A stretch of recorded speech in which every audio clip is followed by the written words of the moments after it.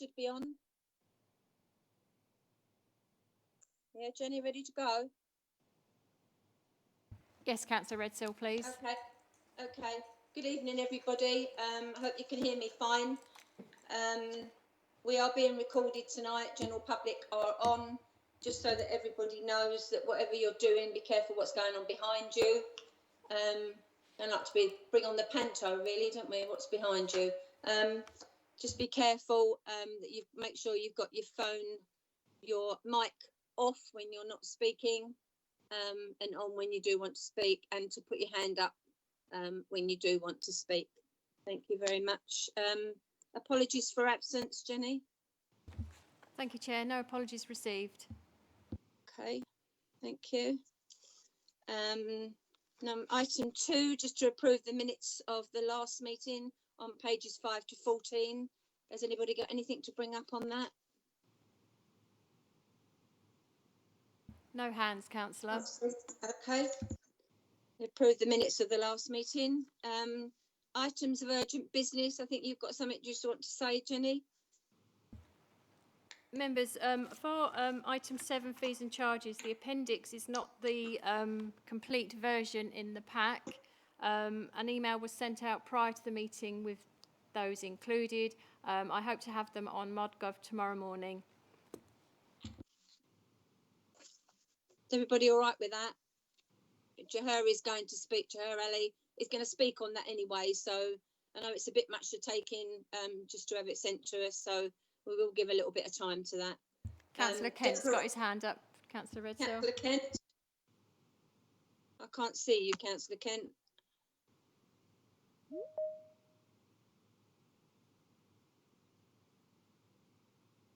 Councillor Kent. Hello, can I just ask that when we get to that item that we're taken very carefully through the whole document then, so that we can just see what's made. What you say it was sent prior to the meeting? I haven't seen anything. So when was it sent? About half an hour ago. Not that's why I said we want it explained to us properly, because it's not enough for us to take in that amount of time. So Jahar Ali is going to speak on that, John. So is that all right with you? Well, it's really not satisfactory, but given where we are, there's nothing else we can do, is there? No, I've already said that, already made my view on that. Okay. Item 4, declarations of interest. Is there any? No hands, Councillor. Thank you. Right, on page 15, the Thurrock Active Place Strategy.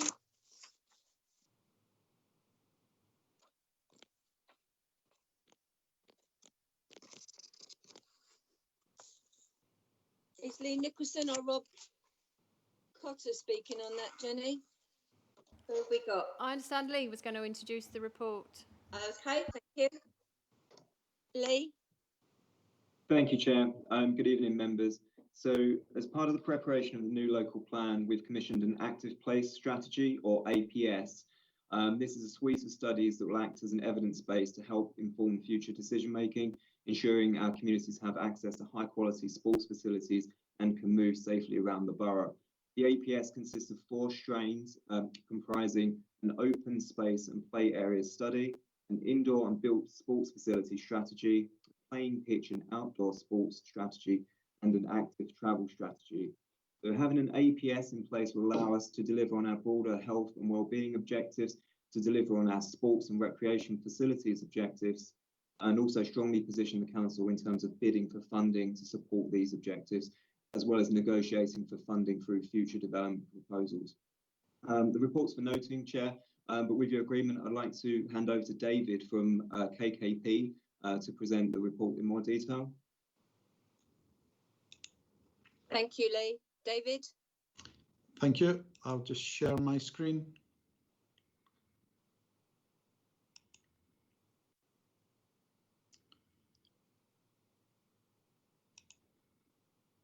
Can everyone see that? Yes, I can. Everybody else all right? Yes. Yes. Yep. No problem. what we're going to run through is just the purpose of this presentation, the approach we've taken to the strategy. We'll go through each of the 3 or 4 components, apologies, in terms of the work. We'll give you examples of where, as a result of the work that we've undertaken, other councils have used the evidence base to their advantages. We'll look at some of the opportunities in terms of that we feel are potentially there in Thurrock, and look at, you know, the responsibility for delivery. So as part of that, the purpose of this presentation is to set the context by providing an overview of the active place strategy work, to provide an opportunity to discuss the linkages through in terms of Thurrock's health and wellbeing plan, the active place strategy, Sport England's national strategy as well, and to provide an opportunity to discuss how that investment might be achieved. So, as is already identified, there is a key focus in terms of the contribution that active place and the key components provided within that contribute to the wider health objectives of Thurrock, and that is really creating places that make it easy to exercise and to be active. And it's also I suppose, the connectivity of those places as well. So the active place strategy has 4 components, as has been identified. The playing pitch, built sports facilities, open space are key components of that evidence base for the local plan.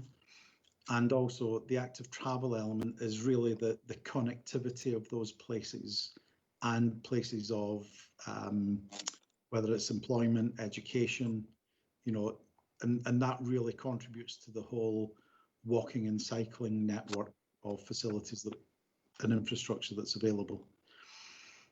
In delivering the work, obviously, the 4 key components that make up the active place strategy, those are very much across departmental input, you know, from leisure planning, education, transport, public health, as an example. We also engage with a range of wider stakeholder agencies, some of which are mentioned there, and then key stakeholder consultation through general user surveys, public consultation, specific consultation with key clubs and organisations. So as part of that research, just to touch on some of the key things, and I know that there's been a full list of consultees identified within other papers, but obviously we engage with key stakeholders as part of this. That includes national governing bodies of sport, you know, key stakeholder organisations in terms of built sports facilities, open space. We engage with 80 to 100% of sports teams within the respective sports, primary, secondary school consultation, face-to-face and workshop consultation with a range of key partners, friends of groups. We also assess the quality of all of the sports facilities in line with NGB criteria. We also assess the quality of the open space sites as part of that. And really, that enables us to look at the supply in terms of quantity and quality, but also the demand for facilities moving forwards. So that is clear in terms of the research base that we went through. As an evidence base, as identified, that supports your local plan and your health and wellbeing strategy, but it also provides an evidence base for identifying planning gain from potential developers, and we know that's significant in Thurrock in terms of the amount of house building that is going on in the area and proposed for the area. It's an evidence base for Sport England to use as an example, as a statutory consultee on playing fields or planning applications that affect playing fields. And also it provides a clear evidence base for those NGBs to help to commit to investment in the area as part of that. And really, given the major infrastructure works and the implications that they have in terms of cutting through open space, creation of new road networks in the area, through the Lower Thames crossing, it provides a real evidence base to support any improvement that needs to be negotiated in terms of from those infrastructure developments. So looking at open space, obviously there's a key strategic purpose there in terms of that Thurrock has appropriate and accessible open space provision. We've identified a range of types of open space through 7 typologies. I think one of the key issues here is that 56% of open space sites scored above the quality threshold, but 91% scored above the value threshold. So there's a real challenge there in terms of quality of provision across the area. We looked at 5 key policy recommendations, which focus on the management and maintenance of that open space provision. And that is really looking at consideration and enhancement of low quality sites or the development where they're also low value. So there's got to be a key focus on quality and value and protecting those high quality, high value sites, because those are really important to residents. And it's really about improving that provision, but also where there is lower levels of certain typologies within some areas that you look to realign that with different types of typologies, or taken from one typology to address another typology. And really looking at allotments and cemeteries provision to be really demand-led on that perspective. Tying into that, we have the active travel. Active travel is really about the network of walking and cycling routes across Thurrock that really contribute, and they've never been more so important when we're in periods of, national lockdowns or tier 3 status in certain areas, that walking and cycling becomes really important. Key findings: there's 156 kilometres of public footpaths in the area, as well as 293 kilometres of cycleways. I think one of the challenges is in terms of obviously the pollutant level in and across Thurrock. And I think there's a residential and economic growth over the local plan periods, which really looks at how a real challenge is how people can move sustainably and help tackle that congestion across the area. Within the key recommendations, there are 2 key focuses for those recommendations. One is about the physical improvements that we've identified across 7 key routes across the borough.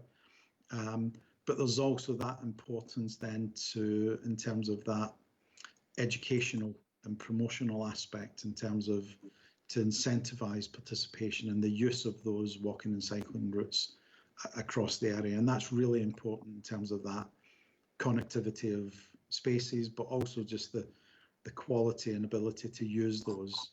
And as I said, that's never been more important during this past 8-9 month period. Looking at the sports facilities and playing pitches, there is an overarching strategic purpose there, which is really about accessible and sustainable facilities, which enable the inactive to become active, but also enable participants to reach their full potential, as well as contributing to the longer term health and well-being. Key links to health and well-being as we've identified. And I think one of the key elements here is this isn't just about sport, this is about physical activity. And there's a strong relationship between physical and mental health and well-being. And I think that's important to really pull out. From the playing pitch perspective, some of the key findings is we've identified a lot of overplay and varied maintenance qualities across the area. There are some deficiencies, especially within artificial pitch provision. There's poor quality of some of the changing facilities.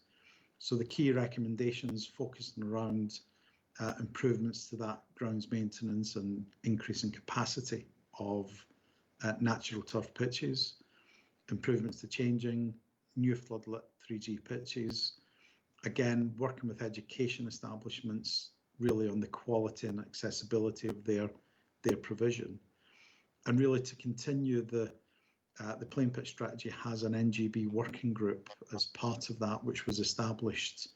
And it's really to maintain that working group to make sure that there are opportunities for investment through NGBs, such as the FA and Football Foundation, are really maximised for residents.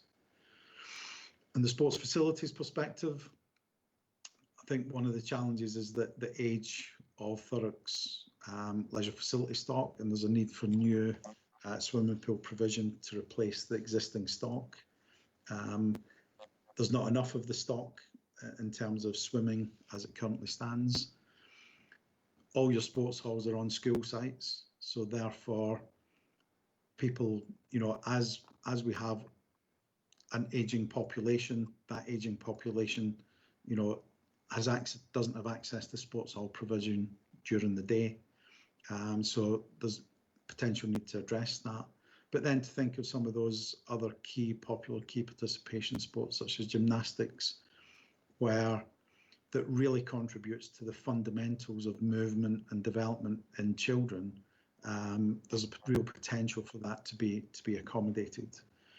So we need to consider how new sports and physical activity provision links with your integrated medical centres, and that's a real opportunity that Thurrock has currently at this moment in time, because what we've seen is the reach of those facilities, where you have a sports facility co-located with other key services such as health, the reach into the more challenging communities and hitting more challenging inactive residents is much greater. We need to look at developing sport and physical activity facilities alongside new schools, where that's a real opportunity, and really trying to develop provision that aligns to all of the active places elements. So it's not just about indoor separate to outdoor, that we need to look at that within the much more active, informal, formal park provision, playing pitch provision, so that you look at that place creation where you have a critical mass of facilities coming together. Just some examples we've worked with. Some authorities were Chorley, which is part of the Preston City deal, through the work that we've done previously on their active places work. They've actually invested over 3.3 million into improvements which they have gained through Section 106. Chorley is part of a major, as I say, Preston City deal area where there is significant housing growth. Derbyshire Dales is a smaller authority. It's got peak park restrictions, but for it, generating £500,000 from developer contributions has been really important. We've got another example here, which is in St Helens, where just under £1 million of Section 106 funding was used to match fund investment from the council, the Football Foundation, Sport England, and other NGBs to help contribute to the development of sites, of this Ruskin Drive site. So there is a real opportunity to use this as leverage for internal investment.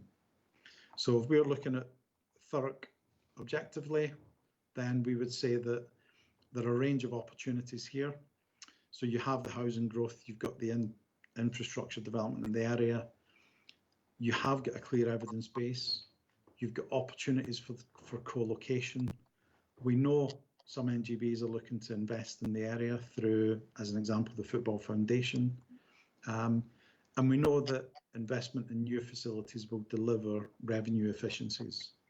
In some cases, that will, generate a return back to the council from a leisure facility operator. But I think ultimately that is really to deliver your health and wellbeing outcomes but it's really a real opportunity to look at placemaking across the authority. What we've got here is this is the Sport England Strategic Outcome Planning Guidance, and where your focus has been through the active places has been within strand 2, which is your insight.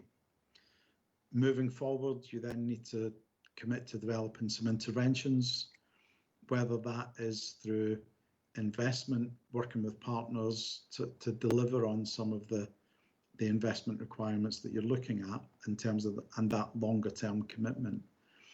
I suppose one of the key areas where you may need to take a step backwards is looking at those outcomes to make sure that those are aligned. And I suppose that probably reflects more so how you may look to deliver the active places strategy and the collaborative approach that's required to deliver that.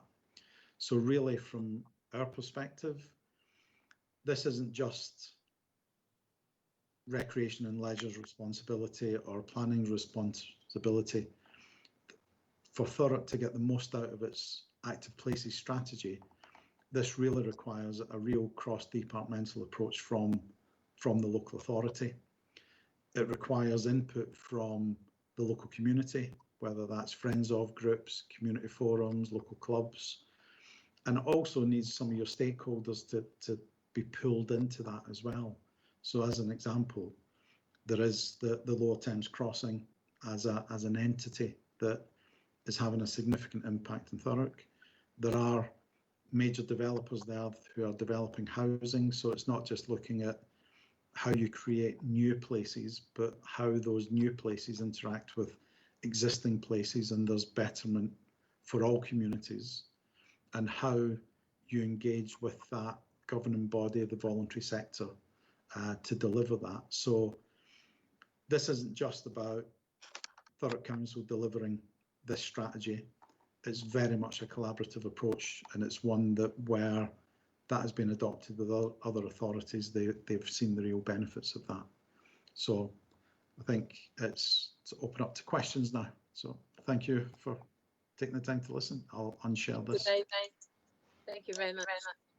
I'm getting an echo on mine. If people have got their mics. Put your mic off, David. Thank you very much. I actually think I've been here before.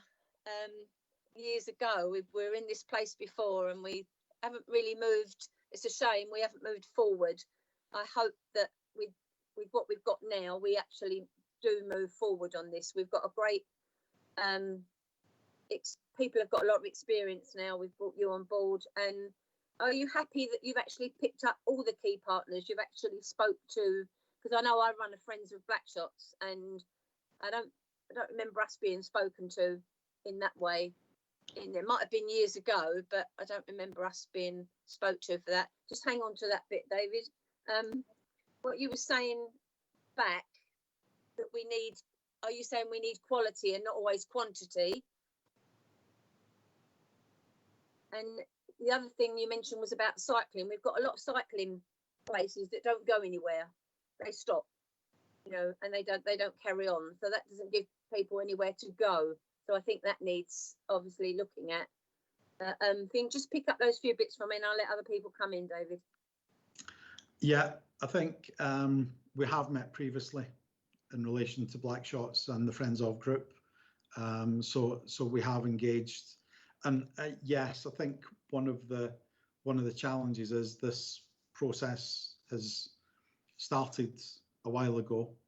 I don't think as a council you moved on things as a result of other challenges. It was then refreshed, and this is the refreshed position. So that's where that is at. In terms of having consulted with, we consulted with as many of the organisations as we could identify as part of that. So, and part of that is about the council identifying who those key organisations are, key clubs are, but also governing bodies, you know, different community organisations, identifying key people to speak to. So when you go through the consultation process, it becomes almost quite incremental and iterative as you develop through that someone will give you someone else's key contact that you need to pick up as part of that. So it does expand and feed off one another to that degree, hopefully. Thank you, David. I know with Blackshots, I mean, we've done all our own funding, so we've just got on with it, you know, and produced a lot of things for younger people to do. We're a bit behind where we haven't been able to get anything for the older people to do outside. So that's where we're still trying to work towards. But I'll let other people come in. Jenny, I'm going to rely on you. Certain Mike, I don't know if you or Angela had your hand up first. I think Councillor Fletcher was first. Councillor Fletcher.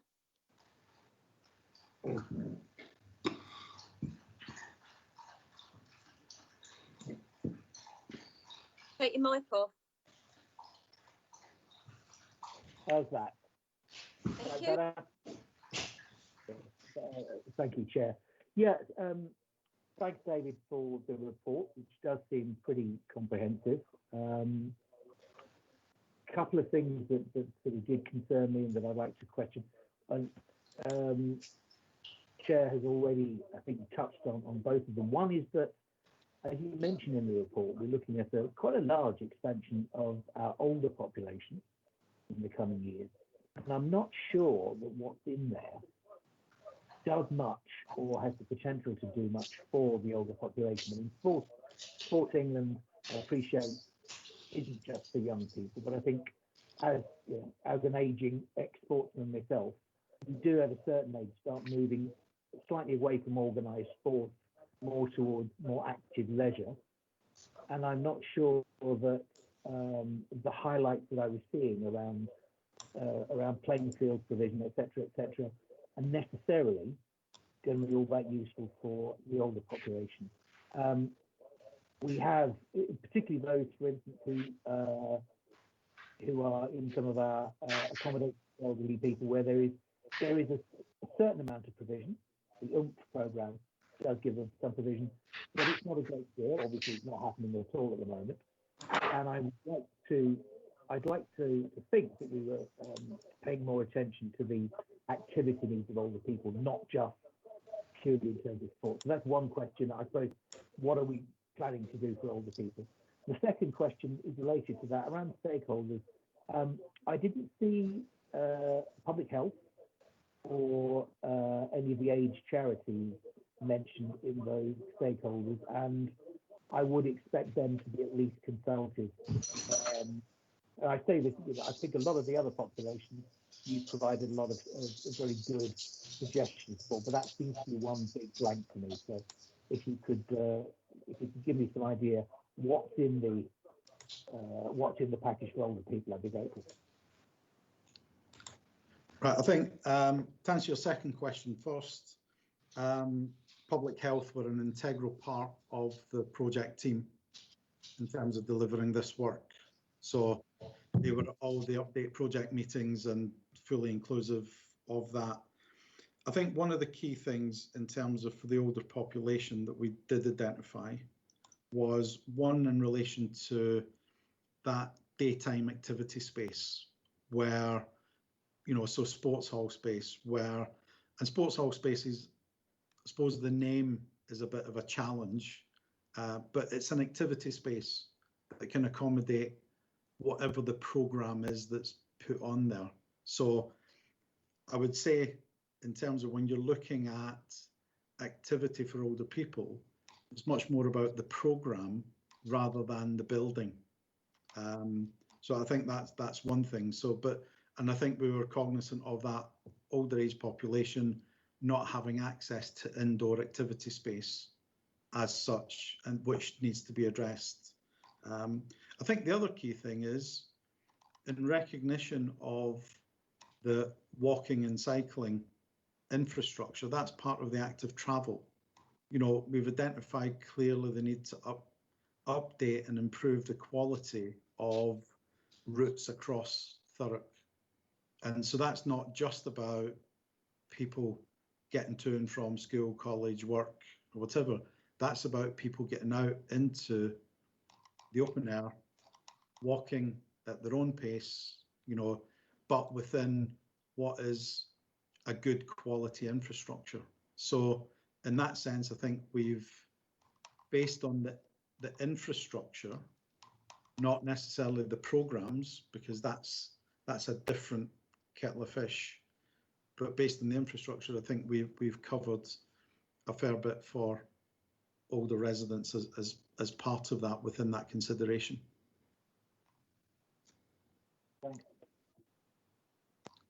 Thanks, David. That's useful. I think perhaps as a suggestion, it might help.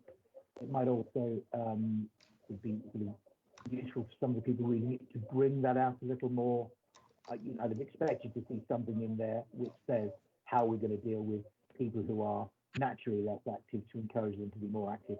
From what you're saying, there are elements in there, but perhaps it needs to be drawn out more clearly.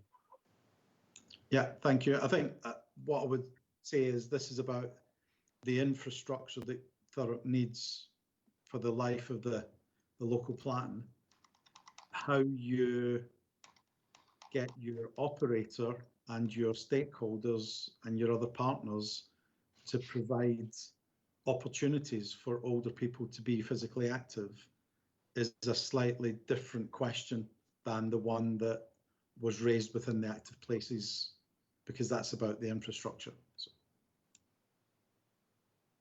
Thank you. Councillor Lawrence. Thank you, Joyce. My comments and questions are, well, some of them have been asked already. You mentioned one, Joyce, when you said, oh, we've been here before. And then Mike mentioned the other one about the elderly, because I tend to find that as people do get more elderly, they sort of downsize their athletics and it's more walking. Everybody can do that. And you said yourself, David, that you have put that into consideration. And I think what you've done is fantastic, really. My question is it actually going to happen? What sort of timescale? What's going to happen next? Because I remember many, many years ago, we was promised a swimming pool next to St Chad's School in Tilbury. That was all in the newspapers and everything, and that was going to be all wonderful. And it was just a bit like pie in the sky. My other comment is as well, with the walking, our Bellas Park is absolutely fantastic. It's for everybody, for families to walk, get fresh air, health and well-being. And I must admit, I think we should walk before we can run, because I've noticed even during COVID, they're still charging people to park their cars down there to go out and get fresh air, which I think is a bit disappointing. I thought it would be nice if our council spoke to county council, got together and at least stop the charges for a little while so people could go out and enjoy their walks together as families. But overall, what you've brought this evening, I think is absolutely fantastic. You've gone so in depth and it sounds really wonderful. And I just really hope it happens, that you can break all this down. There will be a time scale, and that I might see some of it while I'm still able to enjoy it myself. I think that's... David? Yeah, I think it's good to hear. I think that the challenge is it's the council that needs to now deliver this, you know, in partnership with your other partners and stakeholders. So thank you. Councillor Ken? Yeah, agree with that. Sorry. Sorry, can I just say I do agree with that. It's up to the council to make it happen. We do need some good news and something good out there to cheer us all up and to look forward instead of all doom and gloom. But let's hope it does make it happen and it's not just something that was put on the back shelf later on. Thanks, Angela. Councillor Kent?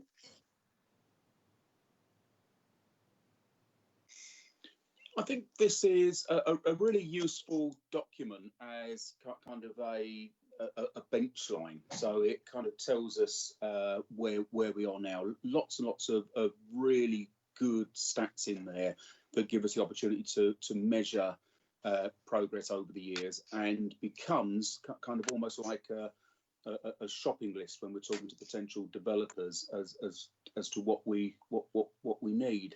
So it tells us a lot of the kind of stuff that we already know. To be frank, we know that we don't have enough football pitches We know that many of our football pitches are substandard. We know that we're woefully short when it comes to 3G, and we just haven't had a proper strategy of increasing the number of 3G pitches over the years. I'm not a huge fan of 3G pitches myself. I think that they encourage middle-aged businessmen to go and play on them when we should be encouraging kids to go and play on them. They become revenue raisers rather than places for people to actually go and play. But that's just me.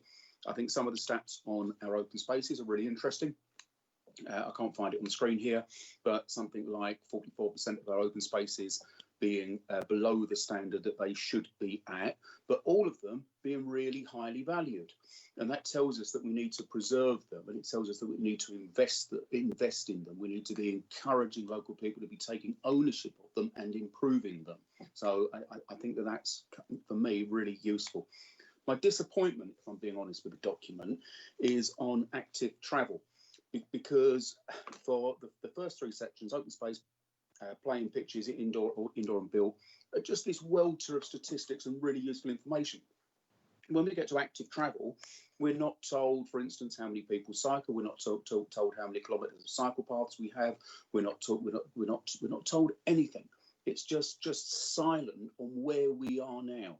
And I do think that if we're silent on where we are now, then we're not going to actually be able to progress and get the kind of infrastructure for the life of the plan, which is the phrase I think you used when we come to the end of the plan. And I do think that this council has a blind spot when it comes to active travel. If I'm being completely honest, I don't think we do anywhere near enough to encourage walking, to encourage cycling.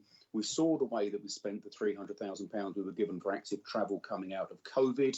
And I think we really do need to up our game and start to get much better at that. But I am disappointed in the kind of the baseline that's in that active travel section, and I'd just like an explanation for that. And sorry, just one more thing I will say. Lots of really good consultation. Again, when it comes to active travel, four people engaged in the consultation. We're not told. We're told the Ramblers were one of them. We're not told whether any cycling group or cycle campaign group was engaged with at all. It seems to be public health, Ramblers, stick it on the website. 4 people responded, and I just don't think that's good enough. I think if I can come back there, it's very difficult to measure how many people are using an informal network. You know, in terms of you have turnstiles and leisure centres, you know, through bookings how many people use sports pitches. I think the other thing that we would say is that, and whether or not it came out within the summary document, but was definitely part of the main document, is that the active travel study built on your previous cycling strategy. So there was a prior document there, an initiative that Thurrock was engaged in through your transport colleagues that really built on that as part of that. So there was a key focus for building on that as part of the active travel focus.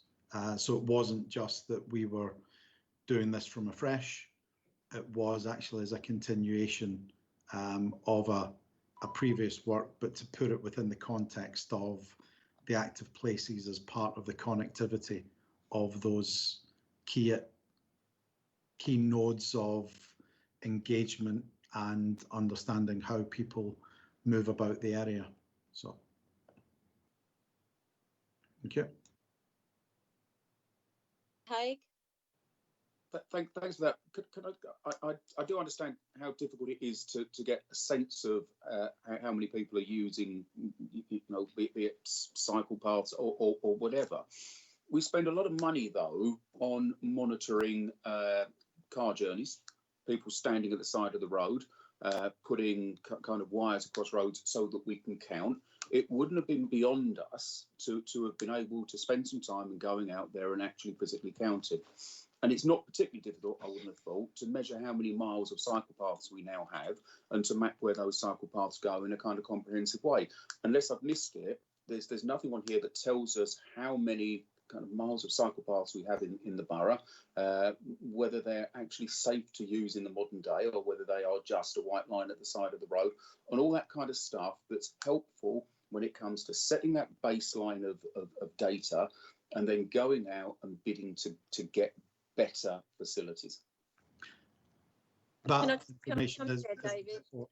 Just to come in there, John's right, really. We have got the cycle paths and we put most of them in, so we do know how many's out there. It's just that a lot of our cycle paths, even the one that comes from Allset, comes round into Stifferclays Road, then it stops and it doesn't go any further. So that's it. There is no pathway. So it's not much point to that, you know. So I think we do know, we can find out how many cycle paths we got because we put all them in. So most of them were done with, some of them were done with 106 money. So we can find out. If it's something you can bring back to us at a later stage, you know, with perhaps the council, that might be good.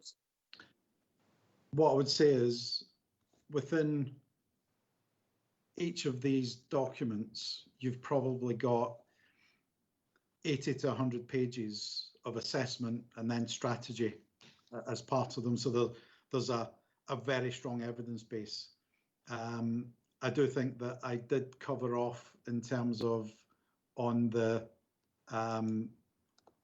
active travel, in terms of the amount of provision that you have, you know. So I think we have identified that there's 156 kilometres of public footpaths, 17 kilometres of bridleways, 293 kilometres of cycleways, and so actually, you know, there's 87 kilometres of those that are traffic free.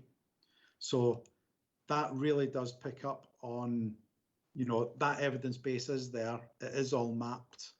The improvements have been mapped. I think what you're seeing is the summary of that. So all that information is there and is clear evidence based to that. I think one of the challenges we have is in terms of how that improvement works, and I suppose, you know, the real opportunity comes from using that active travel study within the context of the Lower Thames crossing, because part of the challenge is the east to west movement across Thurrock, which obviously the new road as it comes into the tunnel actually potentially has an impact on that. So again, these are all issues that were picked up within the work that has been done. Thank you, David. Councillor Haigh.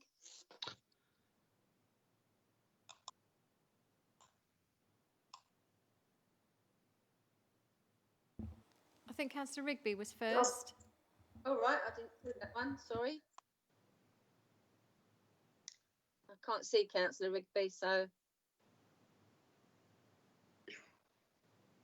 You're right. You're right for me to go. Thank you, Chair. Okay. Yes, I've got you now. thank you. Yes, just a question regarding the open spaces. When you were talking about the quality and value percentages, I just wondered what criteria you were using to set those markers against, please. Those are the standards used within the guidance, PPG 17 guidance document, which is the current national guidance through the planning to understand how those are measured. I think one of the key things that we've looked at as we've developed this kind of work is that just relying on quality isn't always a key factor, and the value measure also comes through the public consultation exercises that are undertaken as part of that. So the thresholds are set within the PPG 17 companion guidance, and the value score and rating is picked up through the consultation work that's undertaken. So it's the public's perspective on the value of those key open space sites. Thank you, David. Councillor Haigh. Sorry. Sorry, That's Liz, right. come back in. Yes, just a quick one. How do our figures rate against sort of the national figures then? There are no real national figures. I think one of the challenges we would say is Thurrock does have a challenge in terms of the quality of its open space sites, you know, comparable to other similar studies that we've undertaken. So that's your challenge. Thank you. Councillor Haig. Left me now, got fed up. Can you hear me, Joy? Yes, fine, thank you. Thank you. I can come in now. Thank you. Yeah, thanks a lot. Thanks very much, David. Yeah, I think that was really interesting presentation. I guess, you know, from a sort of local perspective, obviously there's a lot of responding to sort of national policy drivers around health and well-being, etc. And what we don't want to see is a sort of box ticking exercise where we're responding or aligning ourselves with those drivers without some sort of local implementation. And I think, as Councillor Lawrence said, really, we want to see something on the ground really happening. So I think it's really more for Lee, really, because I think this will inform, you know, debate and discussion going forward and delivery. But that's the bit I'm interested in, really. I'm interested in taking those sort of strategic kind of observations and recommendations and playing those into a delivery plan. So what's the thoughts around funding and delivery from a sort of practical perspective? Because that's the bit that really is important. I mean, the strategic bit is great, that's been done, identify the shortfalls, you know, the sort of positives and negatives. How do we play it into a delivery from a practical perspective? So I think that's really one for Lee, I think. Do you want to come in, Lee? Thank you, Chair. Gary, I'm just trying to find the page on the report. Just bear with me 1 second.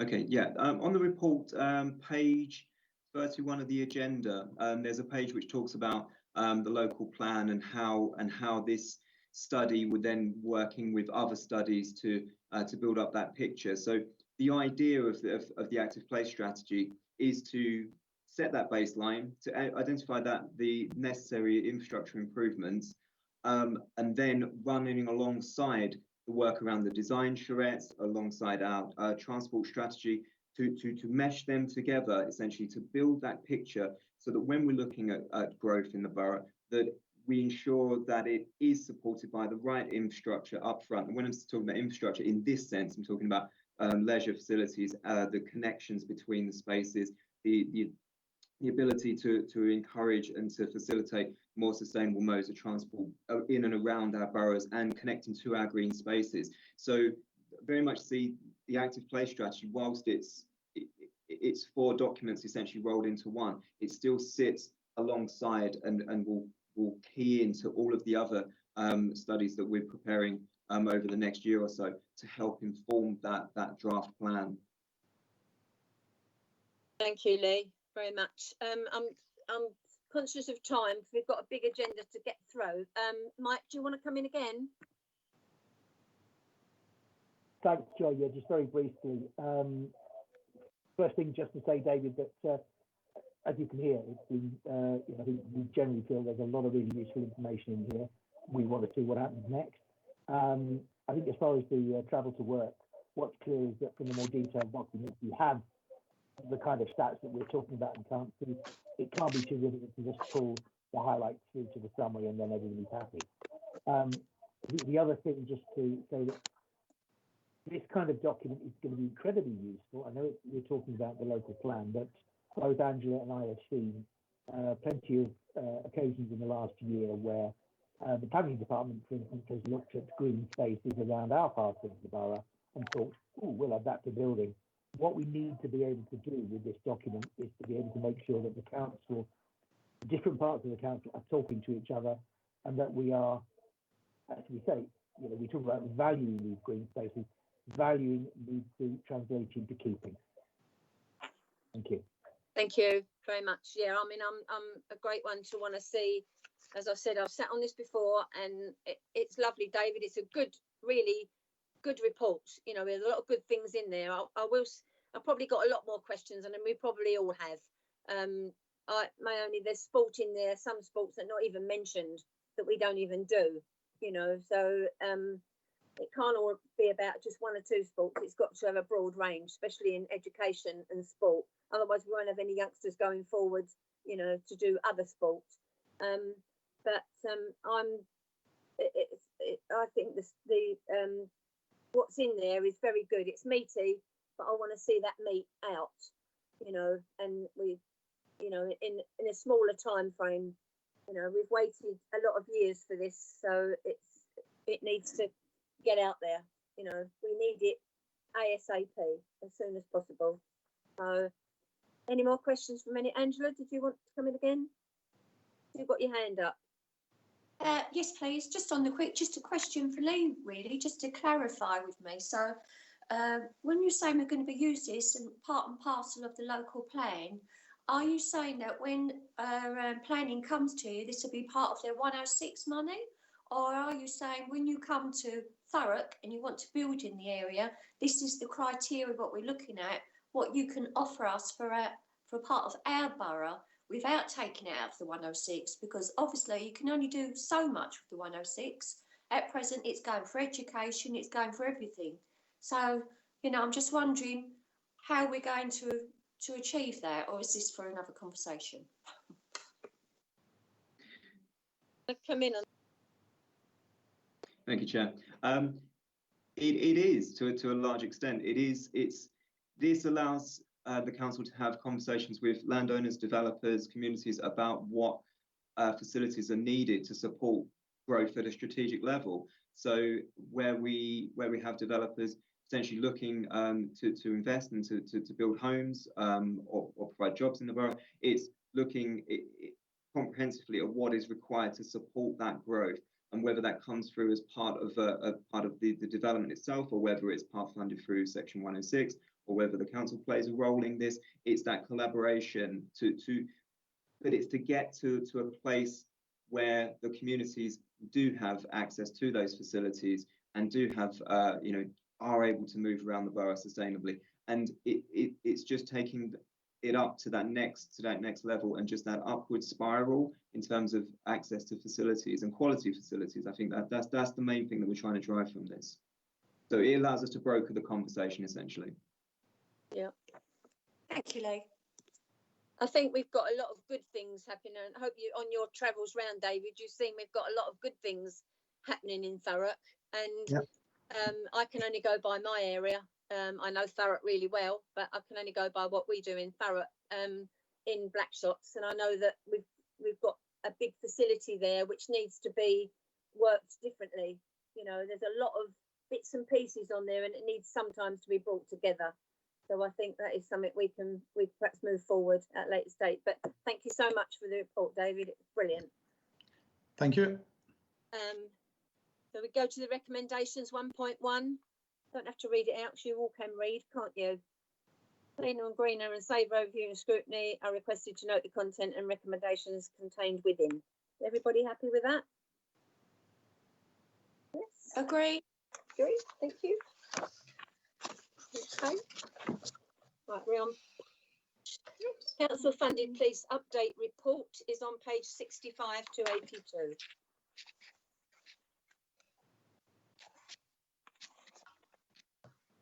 What's happened there? You've got Michelle to do that. Yeah, Michelle. Is everybody all right? Can they all? Good evening, councillors. Hi, Michelle. Good evening, councillors. Oh, Michelle, you're really crackling. Sorry. You've got some interference? Not sure it has that. All right. No, it's still very echoey.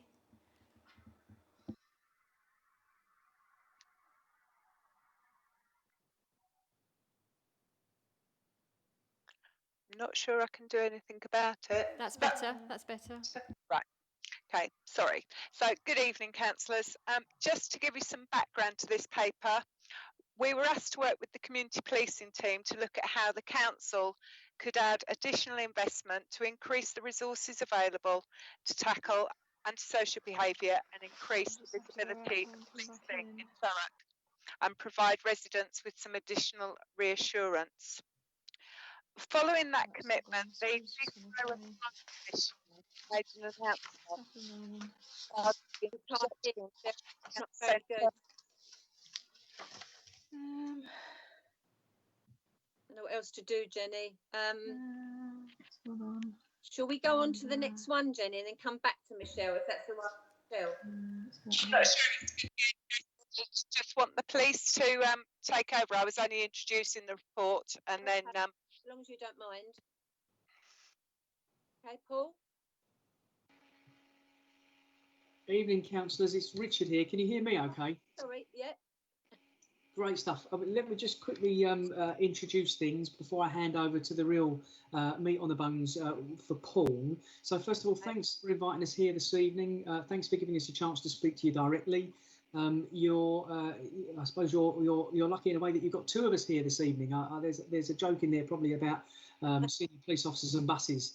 But we're looking forward to chatting through some of the facts and figures this evening, specifically around town centre teams.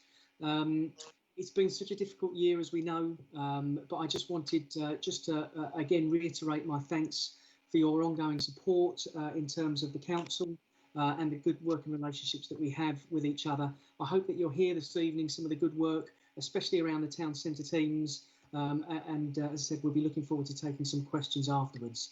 But in essence, before I hand over to Paul, I'm very proud to say that policing in Thurrock continues, to do good things along with our partners. There's been a significant reduction in crime, which you'll hear about this evening. We're looking at around about 13% year on year, which is significant for Thurrock.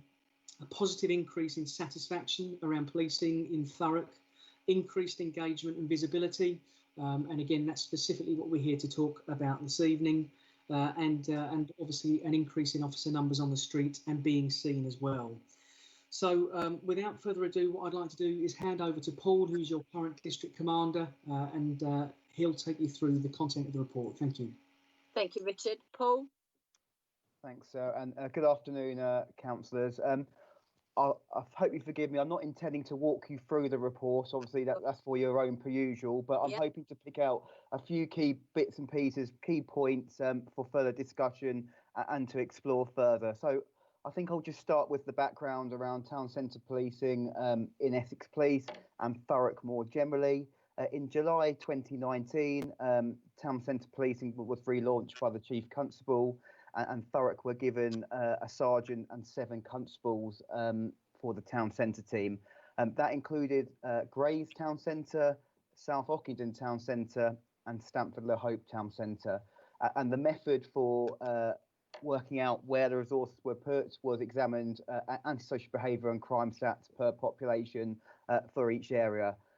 In January 2020, Thurrock Council kindly funded 4 additional officers to work in some of the more vulnerable locations in the borough, and the agreement was that was to be Tilbury and Purfleet, and they were supplemented by 2 officers in each area to work on that team. So to give a round figure, Grays has 11 constables and a sergeant currently working on town centre policing. They work as a team, but they've got dedicated areas per individual officer, and the spread of that is Grays has 3 constables, South Ockenden has 2, Stamford Le Hope has 2, Purfleet has 2, and Tilbury has 2. But they do work collectively as a team. So just to take you through some of the quantitative data over the period since they've been in action, and I'll touch on them as a team and then break it down into the additional funded police officers that have been specifically funded by the council. The quantitative data is very insightful. It gives you an idea around some of the activity that they've been undertaking, and that is contained within the report. I would, however, say that as important as it is, it's not the only function they participate in. And as Mr. Melton mentioned, we can talk about confidence and visibility later on, which is another key driver of confidence in Thurrock. So the town centre team as a collective, and these are stats up to September 2020, They've achieved 82 arrests during that time. So that's 82 persons arrested by that particular team, participating in 82 operations to target specific issues raised by businesses, the community, key stakeholders in and around Thurrock. Carried out 150 stop searches during that time, 278 engagement visits with businesses. So that's individual contacts with businesses who are part of the community in that area. Attended 400 incidents, which are obviously incidents created by members of the public or businesses for calls for service. Submitted 159 individual pieces of intelligence that obviously feeds work in other areas of policing in Thurrock, and issued 32 community protection warnings or community protection notices. So just then to break that down into the 4 additional officers that have been funded, obviously for the areas of Tilbury and Purfleet. Out of that data, they've conducted 18 arrests, been involved in 21 operations, stop and search 32 individuals, submitted 56 individual pieces of intelligence, investigated 35 criminal offences, and issued 10 community protection warning notices during that time. And I think when we consider what the town team offer policing in Thurrock in a wider context, it's worth noting that they are part of a large family of policing in Thurrock, and they offer the dedicated problem solving around long-term issues and engagement with businesses. We're supplemented by a large local policing team who offer cover calls for services and response policing 24/7, 365 days of the year. But the town centre teams is to really promote and foster good relationships between businesses, members of the community in those particular areas, and encourage long-term problem solving and deal with longer-term issues and seek solutions around that. So I hope you forgive me for the quantitative data. Perhaps like to move on to some of the more qualitative data. There are a number of case studies and examples within the briefing pack. However, I'll just pick out a copy just for highlighting, just to give you a flavour of the type of operations and issues that they deal with on a daily basis. So the team have been involved in an operation called Operation Wantage, which is around securing criminal behaviour orders on long-term offenders within our town centres. And they work quite closely with Essex Police business crime units around that. So we basically get a list every month of key serial offenders within the individual town centres, the businesses that have been attacked or targeted by offenders, and they work on a long-term basis to bring the offenders to justice and tackling their offending, whether that be by diversion or enforcement, secure additional enforcement tools if necessary via criminal behaviour orders. They used to be known as ASBOs. And also work with the individual businesses to improve their crime prevention and awareness within individual communities. Without that town centre team in place, obviously Essex Police would be responding to calls for services, but that long-term problem solving and engagement to really tackle some of the longer-term issues would probably slightly be lacking without the town centre teams being in place. Another issue worth mentioning is obviously the team down at Purfleet. There's been a large increase in antisocial behaviour, specifically raised in the Garrison estate, that was being raised to the Community Safety Partnership by probably members here and wider members around the council and key stakeholders. That we're working really closely with youth services at the moment to try and improve provision down there and diversion, and also enforcement where necessary. That's been supplemented by street meets and additional engagement in the area that obviously COVID permitting will continue into next year. So they're the sorts of issues that they're targeting on a daily basis. Some of the wider partnership operations that we've run recently with Thurrock Council and the CSP, Operation Adam and B, which is around the use of nitrous oxide in the borough. I'm sure members will all be familiar of littering around the streets of silver canisters and the antisocial behaviour and nuisance that people taking these and spending time in our streets causes. We launched a joint operation with Thurrock enforcement team around looking at some key areas where that's been occurring. And up to this point, we've issued 69 acute retention warnings or fixed penalty notices in those locations, and that operation continues to date. It's a common theme brought up by members and wider stakeholders around issues around the borough. It wouldn't be worth me not mentioning the continued enforcement of the gang injunction around Grays Town Centre. We'll all be aware some time ago, C17, a known organised gang, were causing issues, antisocial behaviour, crime, posing a risk to vulnerable young people in the borough. That continues to be enforced by the town centre team with our gang colleagues on Op Raptor. I'm really pleased to see that's a really good indication of long-term problem solving that we've undertaken. That gang is almost dismantled. We have not seen any reappearance of those key members in the last couple of months, but we'll continue to monitor.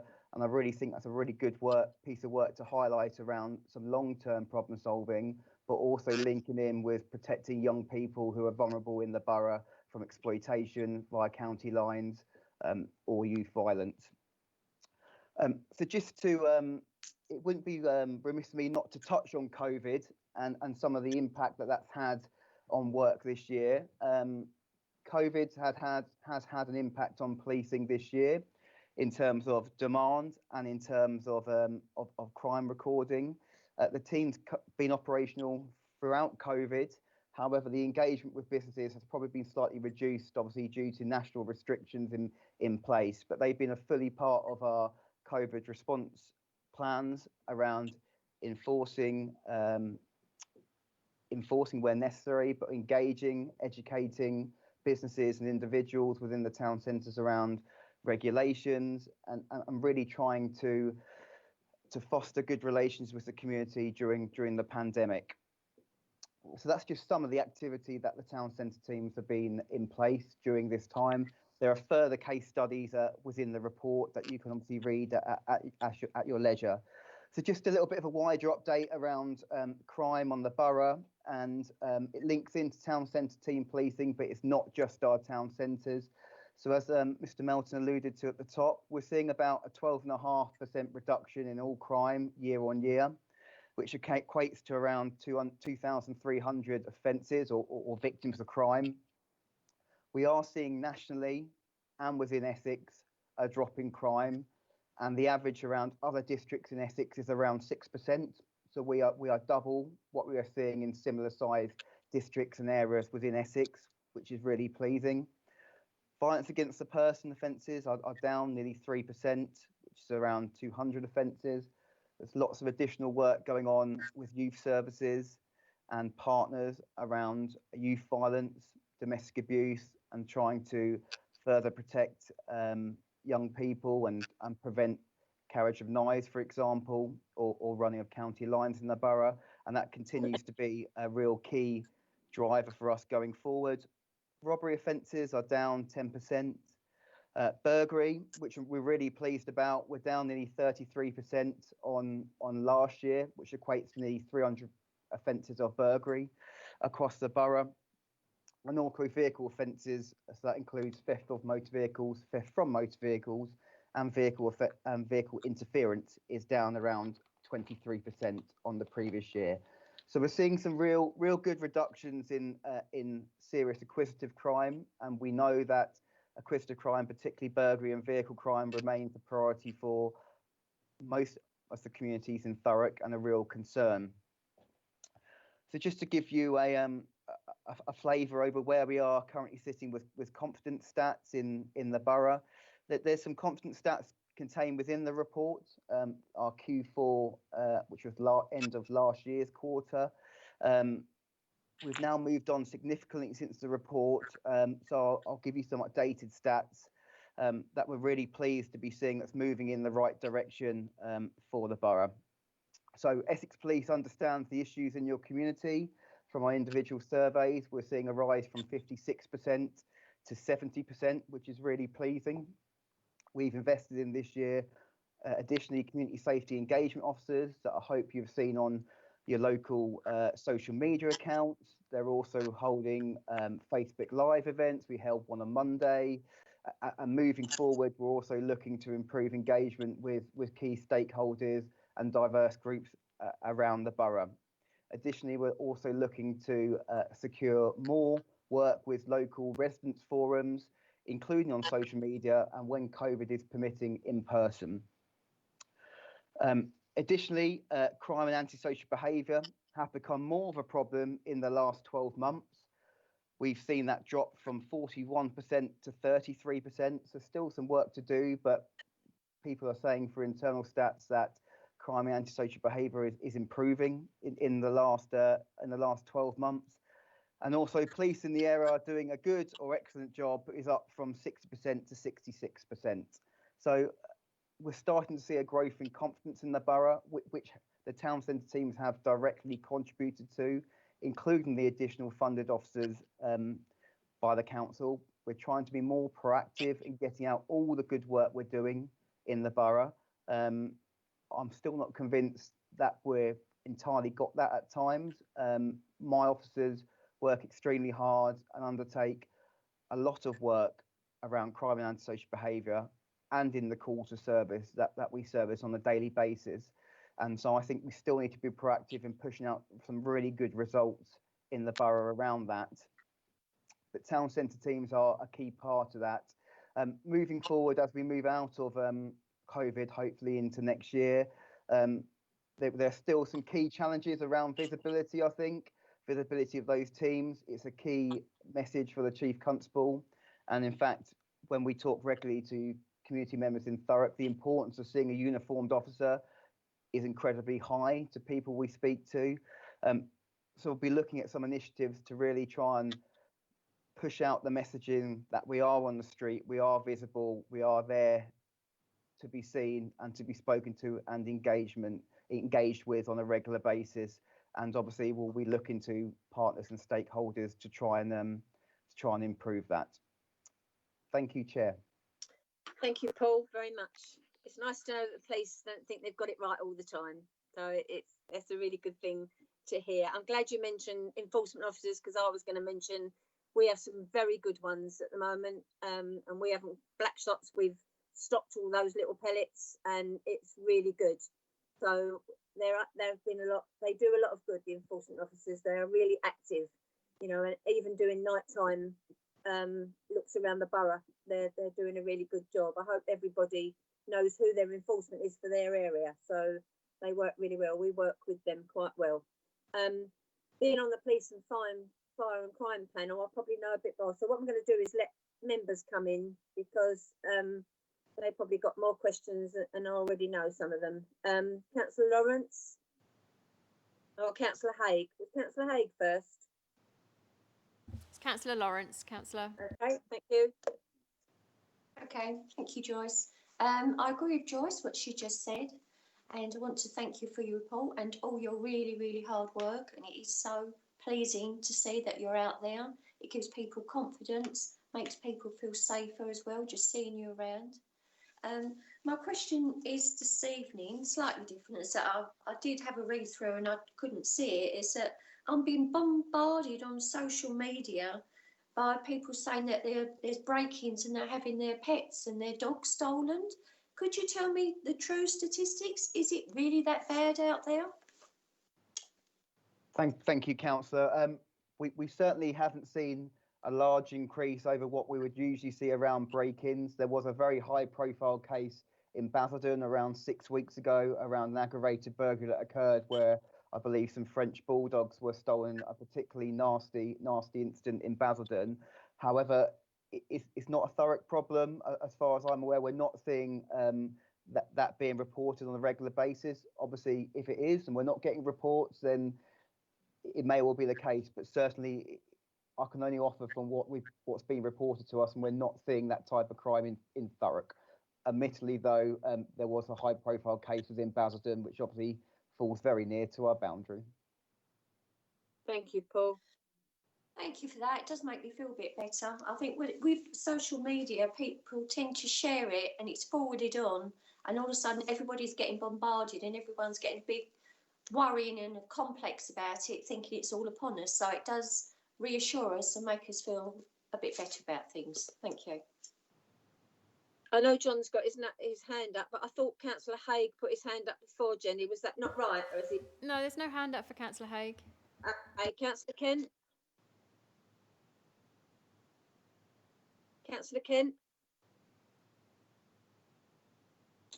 Thanks. Can I just want to start by echoing what others have said by way of thanks to the police officers and all our police officers for the work that you do. And this year has been really tough for an awful lot of people. Must have been exceptionally tough for police officers. The kind of engagement that I've seen when police officers have been out and about, reminding people to adhere social distancing rules and that kind of thing, have been, I've got to say, really good humoured and well measured. And I think we all owe you a debt of gratitude for the extra work that you've had to do this year. Chair, this is about the council's contribution to police officers, and that's what I want to concentrate on, because I can't quite get under the skin of it, either from what we've heard this evening or from the report. So what I think we're told is that we have put aside £750,000 worth of funding over 3 years, and that funding is, we're told, giving us 4 extra police officers. That's 4 over and above what would have been on the ground in Thurrock had the council not put that money in. Is that right? So, and I know these things are never as straightforward as we'd like, but that seems to suggest that each of those police officers is costing us over £62,000 a year. I know there'll be more than just kind of paying the police officers, but can somebody give me an idea of how that £62,000 an officer is made up? Because it does seem a little high to me. The second question, and the bit that concerns me, I guess, is that the £750,000 of funding comes from the revenue surplus that have been generated. We're told at next week's cabinet that member priorities, which were originally earmarked for spending against the surplus, have now either been deferred or cancelled altogether. Can somebody explain whether the £750,000 was allocated in one lump, whether it was going to be in 3 yearly, and just give me some comfort that we're not going to see that funding withdrawn and therefore the 4 extra officers withdrawn? Want to come in on that, or is there someone else that can? Paul?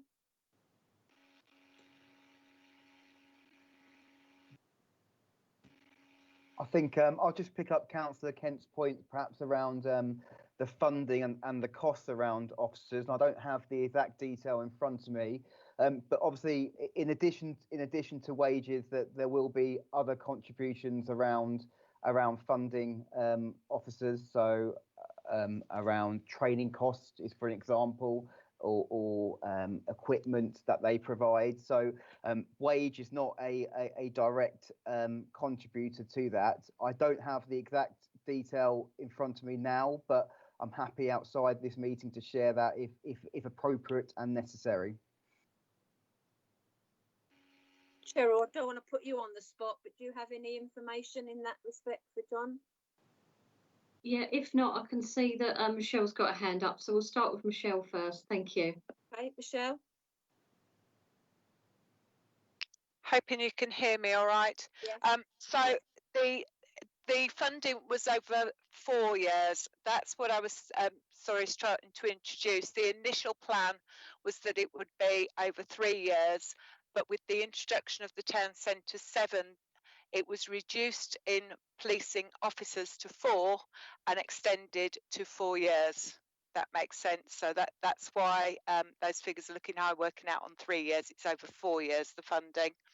And the additional police officers will continue to be funded from the reserve within the members' surplus.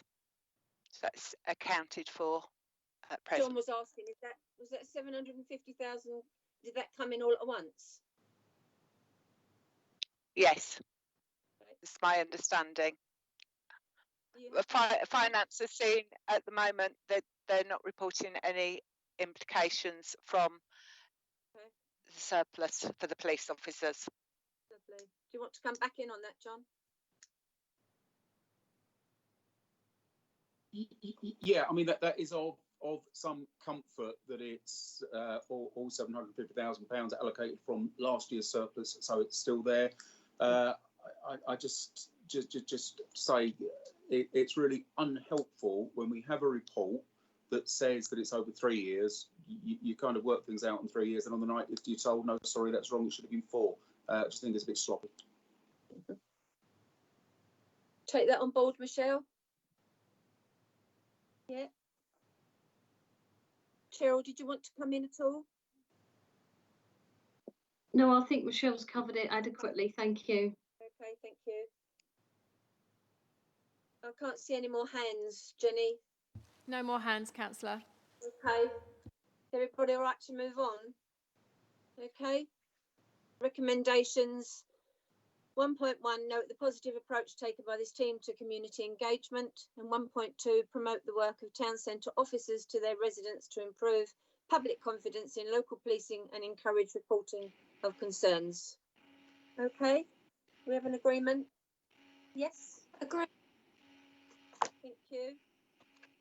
Everybody, yes?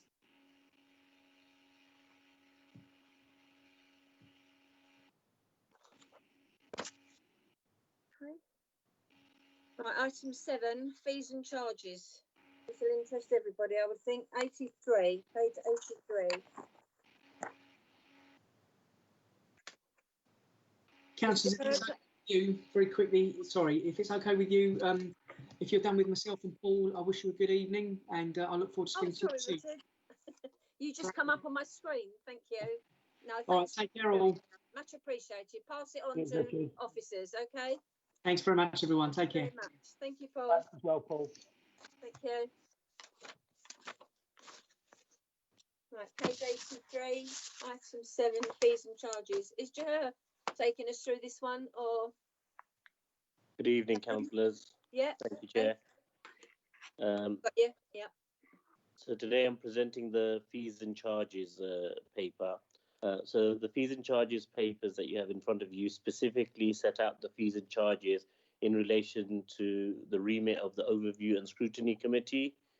The original document that you had only had fees and charges from Environment and Highways Directorate. There are some fees and charges that are in the remit of the Cleaner, Greener and Safer Overview and Scrutiny Committee from Place Directorate that were missed out.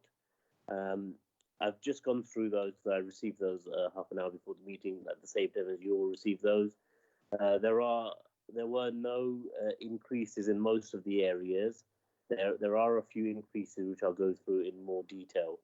The fees and charges that are charged within the borough fall into 3 categories: statutory, regulatory and discretionary. None of the fees and charges that have increased this year are within the statutory area, apart from one. That's the COMA emergency planning charge. There were 3 charges in this area. 2 are recommended for removal, and the recommended is the one charge that is there be increased to allow to charge according to the staff member that's supporting that service. So that's the only increase within a statutory charge within the fees and charges within Cheryl's area of emergency planning. So there were 3 charges before. The plan is to remove 2 of those charges and have a single charge that is on a scale depending on the staff member offering the support. So that's the only statutory. The other 74 increases are all within the discretionary charges related to services which the council provides. Obviously, these are discretionary services, and the anticipation is to try and make sure all discretionary services break even and become cost neutral. Within the fees and charges that we have, there are a few areas that are particularly of interest, particularly around outdoor sports and open spaces. There are proposals to increase the fees and charges between 4 and 5%. Sports and open spaces is one of the areas that is not cost neutral at the moment. We are doing a lot of things to try and reduce the costs internally, and introduce technology to reduce long-term management costs. Unfortunately, the charges that we have in the borough are one of the lowest in comparison to our neighbours. It will take probably 3 years before we move to a cost-neutral position. So this year, the proposed increase is a step in that process to move towards a cost-neutral position. I can go into more details and specifics on the increases in question and answers. Again, with allotments, we're looking at a small increase of 4%, which is between £2.50 and £5. And the other area of increase are within the burials, where there's a 1 to 3% increase, again, that which is between £2 to £56. So those are the main areas of increase.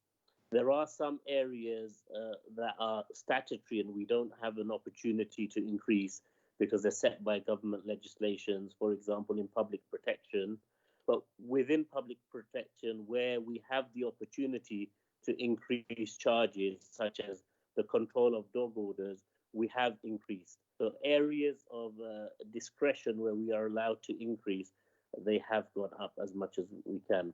But out of the 551 items within the overview and scrutiny committee's remit, 75 have gone up. So obviously the overwhelming majority are unchanged.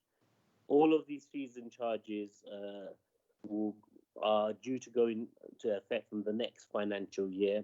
So these fees and charges do not relate to the current financial year or the previous financial year. Is there any specific questions that you'd like me to go through, or do you want me to run through any specific areas, Chair? No, I think where we've got a problem on some of these is a lot of people haven't been able to read this through. I can't bring it up on my phone because it says we haven't got the app for that on your phone. I saw it for a fleeting minute on my iPad, but that's about it. I ran through it quickly, so it's not. But you've answered my question a little bit. This doesn't come out to the next financial year, because I think with burials going up, it's the wrong time of year to do that. Because people are in, whether the wrong place at the whatever. I think it's not right. But if we're not bringing that in, did you say how much that was, Jaher? Yeah, so the burials are proposed to go up in line with inflation, which is £56 per burial space per person. So it's a £56. So before it was 1148. Just give me 1 second. And it's gone to burial. There we go. Vince Taylor. It's just jumping. Vince Taylor. There we go. It was £1,449.58 before, and it's proposed to go up to £1,490. I'd just like to say, in terms of burials, the council has done a benchmarking exercise with neighbouring areas, and we are in line with our neighbouring boroughs. We have 5 cemeteries, and obviously there's a limit on space, and so the proposed rise is broadly in line with inflation. Okay, I don't know what everybody else feels. I just feel probably inappropriate at the moment with what everybody's going through, losing their job and having to find money for this. And, in these cases, where we've lost people, it seems a lot of money to find. But probably another time. Has anybody got any questions? Councillor Fletcher. Thank you, Chair. I mean, this actually is Now, I'm going to make a link here that may or may not be the case, but we've got, I think under our recommendations, we've got a request, which I think we had last year, we knocked back last year, for officers to be able to make increases at their own discretion. And I'm just sitting here tonight thinking, we've had last minute figures put through, which doesn't suggest a great deal of respect in the scrutiny process. And we're also being asked, again, after having said we don't like it last year, we're being asked to effectively bypass the scrutiny process. I suppose that's sounding more like a statement than a question, but I suppose the question would be, what part does the officer think this committee is supposed to play in scrutinising cost increases, particularly when they're, as the chair has just said, when these are sensitive times anyway? I mean, are we expected to just note and pass through, or is he actually expecting us to challenge? Because the way these have been presented tonight suggests that the officer didn't expect us to actually challenge them.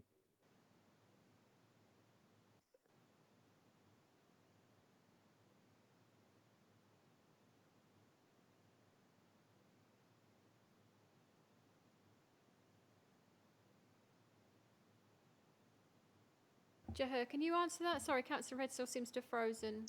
Jahir? Sorry, I think I had some mic troubles as well. I'm just presenting this. Obviously, Julie's not here. Maybe Darren wants to come in. So I'm just presenting in terms of the charges. Maybe Darren wants to comment on Councillor Fletcher's point.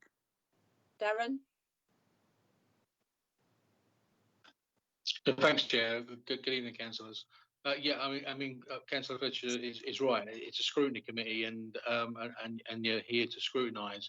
Can I apologise for the exclusion of the documents? I think what Jahir was saying, and forgive me because I'm actually on leave, and I've had an opportunity to go through the documents in great detail. But I believe that what we're saying is that there's the ones that's been missed is not from our section.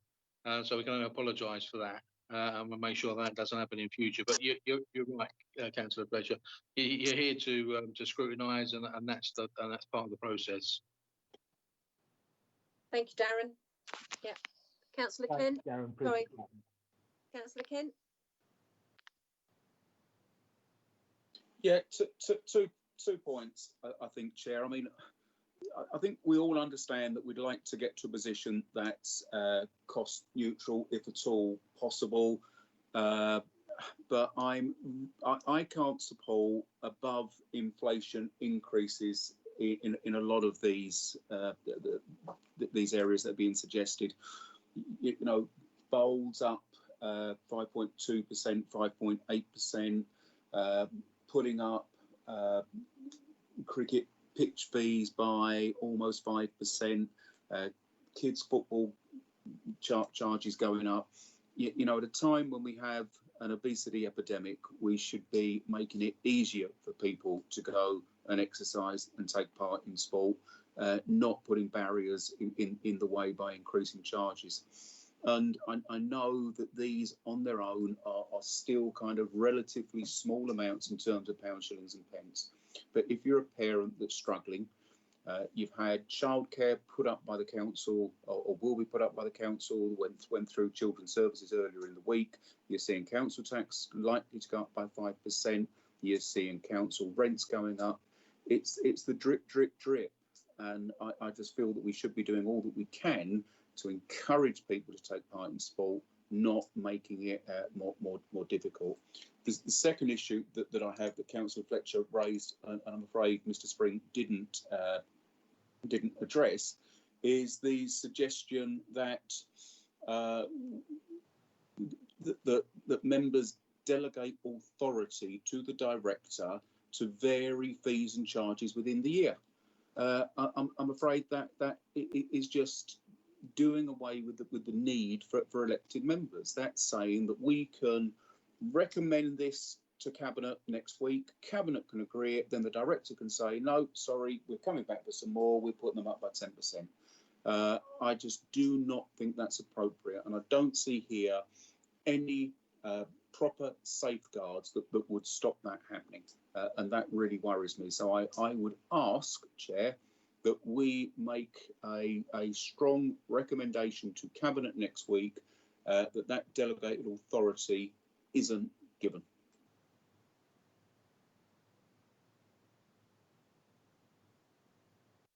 Thanks, John. Does anybody else want to come in on that? Darren's got his hand up again, Councillor. Darren? Yeah, forgive me, Councillor Kent, for not addressing that point. I think it's a standard point that's in all of the fees and charges documentation. So I understand your concerns with regards to cost neutral. It's difficult, isn't it? I fully understand what you're saying, but it's that fine balance. We've just heard from the active place strategy saying that our open spaces are below par and not particularly good. And we're but what can we do to try to get them right? You know, it's getting that fine balance. I do totally understand, but we do need to get to a cost neutral situation to give us a chance to try to improve our open spaces. So yeah, I take your point. I think we also have to let Cabinet know how we feel. You know, I think, as Darren just said, there are a lot of places out there at the moment. I could mention some, but I won't. That are not up to par and are not even worth playing on. So I think we need to get those right before we start. I don't think people would mind paying if there were proper places to play on. We've got some good, you know, we've also got some good areas of sport that are up there, you know, that some of it is where they've taken on the running of it themselves. And so I think that's what we should look at. Everybody's probably in agreement with 1.1, yes? Yes, Gary, sorry, I missed you. Yeah, no, agreed. I try not to agree. I try not to agree with John if I can help it, but this issue of delegation, I do agree with John that steady, Gary. Elected members really should be taking the overview on these issues. So I do support that. If that can be weaved into your recommendations, Chair, I support that.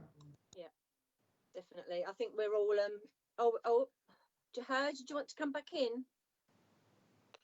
Yeah, Chair, just to mention, obviously, with any new charges that are brought in, they're brought in at overview and scrutiny. So no new charges can be brought in without going through this board in terms of CGS charges. So that's the process. I think the delegated authority was to do with charges that happen maybe in line in year. So I believe that the delegated authority was for those items, for example, the dog order items, if there was an emergency or an urgent need. I think it was specific to do with those items. Any new items, for example, that needed to be brought in next year. For example, we're looking at potentially bringing in a charge proposing a charge in 2021-22 for people who do exercise in the parks. We would bring that to overview and scrutiny first, and if it was approved, take it forward. But any new charges would always be brought here. But I think the delegated authority was for existing charges that are within the agreed fees and charges. And just secondly, on the clubs, I think whilst the fees and charges are there and we need to try and get to a cost neutral position, separate to that, the clubs have been supported with raising external finances. This year, through the COVID period, we have, even though there are set fees and charges, we have given discounts to sports clubs to make sure that they got through the COVID period. We gave discounts to football teams and cricket clubs, and we didn't charge the bowls clubs. So we are there to support the clubs, and we've also managed to bring in £100,000 of external funding towards the clubs to help them get through the pandemic. So I think there is a support mechanism there as well. and we're here to support them as much as possible. But I think the objective of the fees and charges were to try and get to a cost neutral position where we improve the quality of the pitches so people can have that good positive experience. So there is a lot of support available as well for the clubs. So I hope that's noted as well. Thanks, Jahar. Yeah, I mean, I've heard from some of the clubs today, and they have had a lot of help, you know, and they're grateful for that, you know, and there's still a lot they can apply for.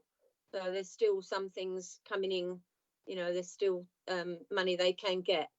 So it's sometimes the clubs knowing where to go to get it. So I don't think sometimes it's made easy for them. If they've got perhaps a counsellor in their area who does take them through or does hear about it and gets in touch with them, then they know. But most clubs don't know how to get the funding or get something from the council. So I think it does make a difference. You know, they need to know where to be signposted to, you know, to get it. So I do. Gary, did you want to come back in? Yeah, I think obviously it's admirable that officers want to obviously manage their areas, and that's to be commended. But I think I'd like to know why the council's so hung up about this cost neutral issue, because on one hand we're getting policy direction from central government about health and well-being, particularly in the sort of post-COVID and COVID situation. On the other hand, we're trying to increase fees and charges on people that are doing exercise to be at health and well-being. The two things seem to be kind of in conflict to me, really. So I think really, Troy, it's a strategic issue, really. I think possibly the council should be looking at the way it's setting its budget for this area, because we should be taking a way of subsidising, you know, these areas to get health and well-being on the agenda for a lot more people. It just seems to be a bit screwed up, really, in terms, on one hand, your cost neutrals, you keep mentioning it over and over again, and I understand that from an officer perspective, but strategically, it doesn't seem to be the right direction to be taking.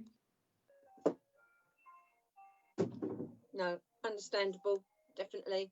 I don't actually agree with 1.2. So obviously I do get to speak at cabinet, so it is something we can take to them. Is everybody happy with 1.1 of the recommendation? Yes, agreed. Agreed. So it's 1.2 that we all don't agree with, or is there some that do? I think we can probably say we all don't. I think pretty well everybody yes. is out again. Don't. John doesn't, we know. Karina and safer over I don't know, didn't hear from Lizzie. I don't know if Lizzie's of a different view.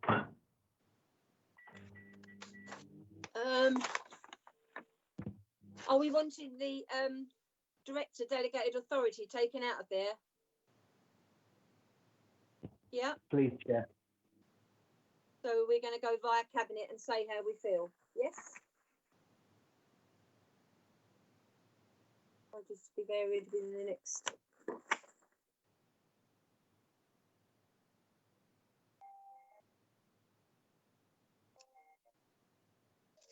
Sorry, I'm just reading it. Forgive me. So that director, are you with me, Jenny? Yes, I'm here. Cleaner, greener and safer overview and scrutiny committee note.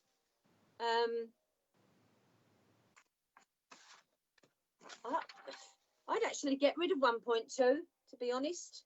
I can't see anything in there that you can't put one in without the other, actually.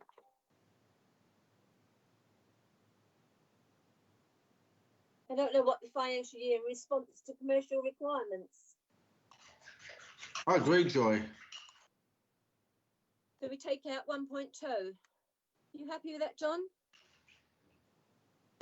Chair, I'm just wondering, if you take it out, does it actually register our thoughts on it? Because what we're effectively being asked to do is note in a kind of a very neutral manner. Well, it's not. No, it's not a note. It's a recommendation. Well, it says it with a we note that the recommendation will be sought. Scrutiny note. Yes. Yeah, so it's kind of, it's almost saying, well, you lot haven't really got any say on it. No. I think rather than remove it, we ought to perhaps have something in there that reflects our view on it. You got any thoughts on that, Jenny? What we can? I agree with Mike. I agree with Mike. Yeah. Yeah. Chair. Who's that? John?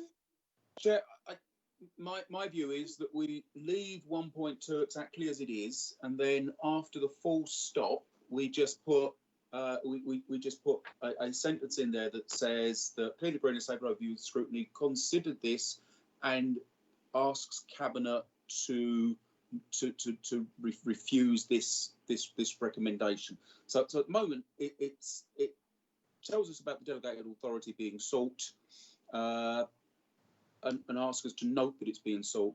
Yeah, so we take note.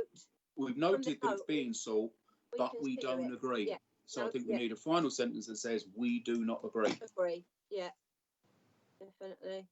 Agreed. Yes. Have you got that, Jenny? Yes, Councillor. Thank you. Okay. Thank you, everybody, for their input. Thank you, Chair.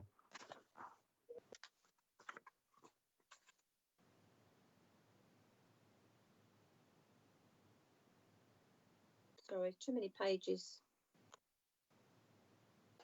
Get there in a minute. Okay, item 8. Establishment of the Climate Emergency Task Force. Gary Crooks. Thank you, Chair. It's Stephen Taylor here. I'm going to introduce the report. That's all right. It's Gary's report, and he's available to. Gary's available to help answer questions, but I'll just introduce the report. And I'd actually like to start by introducing Gary, who's part of my team, and he actually manages the what's called the Low Case programme, which is a programme we are delivering with a number of other local authorities across the southeast, which is designed to help businesses reduce their reduce their carbon emissions and address climate change. This report was requested by councillors and is an update on work following the council motion last year. On this subject, the council hasn't had a sort of central coordinating resource to lead the climate change work, and given Gary's experience and the work we're doing on the Low Case programme, we volunteered to take on that sort of leading and coordinating role.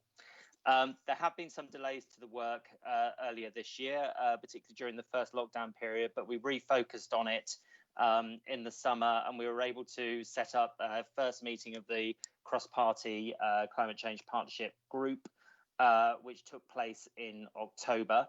That meeting focused on scoping the work, and in that meeting, the group agreed that they wanted to focus, first of all, on the council and the council's own emissions, and then to look at a sort of more broad approach across the whole borough at a later date.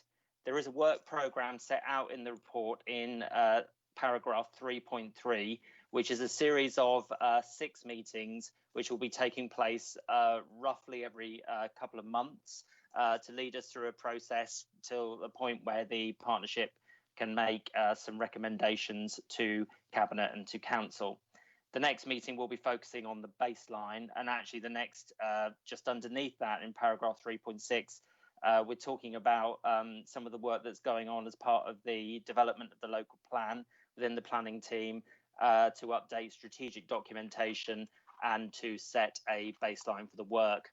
The last bit of the report, paragraphs 3.7 and 3.8, refer to the low case work that we are already doing, but also make the point that there are some very clear links here between climate change and green growth, and we know that green growth has been announced as a priority of the government, and that there is funding that will start to flow and is starting to flow around the green growth agenda. We're very keen to make sure that we link up this piece of work with the refresh of the economic development strategy, which does have in it as a priority the importance of developing our green growth potential within Thurrock. So that's the report in a nutshell. Happy to take any questions. Thank you.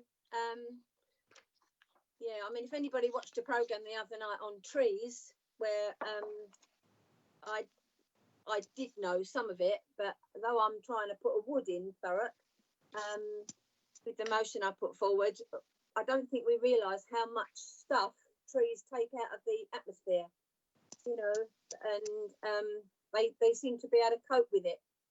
And the more trees we've got, although we are putting a lot of trees in at the moment, a wood would be something good. And Trust is trying to do something with that as well. They're trying to get all primary children to plant a tree. So, which is in some areas is about 55,000. So, you know, if we do it in Thurrock and get every child to plant a tree, you know, we can do such a lot to add to it. So, good report, you know, brilliant to see we're taking on, that we can make a difference. You know, I know with I chair the local plan, so I know that we're trying to bring, even with the charrettes, something forward that makes it, although it might be a development, but to make it greener and cleaner in the area they're building. So to make it better, they've done it in Chadwell, and that new development for council looks so lovely, you know, with grass and trees, and it's a better outlook, isn't it, on that area. So no, really, really brilliant. Is anybody else? Councillor Lawrence.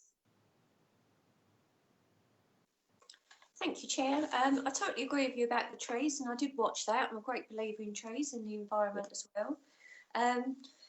I just hope in this report that you start to consider other areas which the pollution is escalating, specifically on the A13. I have asked inquiries concerning this, so I hope this is going to be looked into it. And I've been told that no assessment's been done on the pollution, what's going to be along there, because of the openness surrounding it, because there are a few farmers' fields there. But my concern is the families that live by there, and what sort of pollution they're going to be added to, especially if DP World and everything going along there. So I hope this is going to be put into your report, and that we're going to be added to it for the people that live along here, because we all know it does take years off your life if you live in these circumstances. The other thing is as well is that I've noticed that in Kent they're replacing hedgerows, which I think is a fantastic thing, because that is really good for pollution as well, because that absorbs it and everything and brings the wildlife back. But I know we've got a lot of regeneration going on in the area, and it is a really good thing, and the council, and we're all really working hard to make this area better.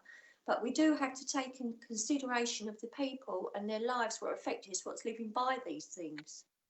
So I hope that you can have a wider scale and include the A13 and other areas what are going to start to be built on, and not just work on what you've got at the moment, but to escalate it and do it as quickly as possible, really, because a lot of the trees that are planted, some are only like 6 inches high, and most of them die.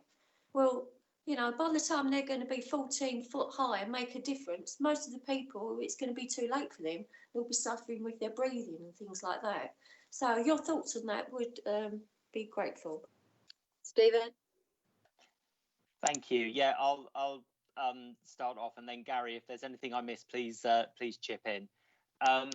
In terms of air quality, as I say, the partnership group decided really that the place to start was getting the council's house in order, if you like, in terms of the emissions that we make as an authority, and they wanted to start there, but they were very clear that they then want to move on and look at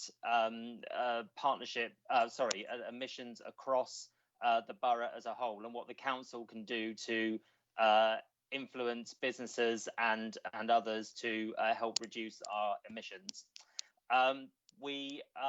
I think what you're talking about is largely an air quality issue around the quality around the A13. We are working closely with our colleagues who look after and monitor air quality, and we will continue to do so and make sure that that's reflected in the work that we do going forward. Oh, and sorry, second point about hedgerows and trees. Completely understand and agree with the point. I'm going to blow Gary's trumpet here for him, which is that he won an award from Heathrow actually a couple of years ago now for a suggestion around tree planting and willow planting around Heathrow to help reduce emissions there. So it's very much on our radar.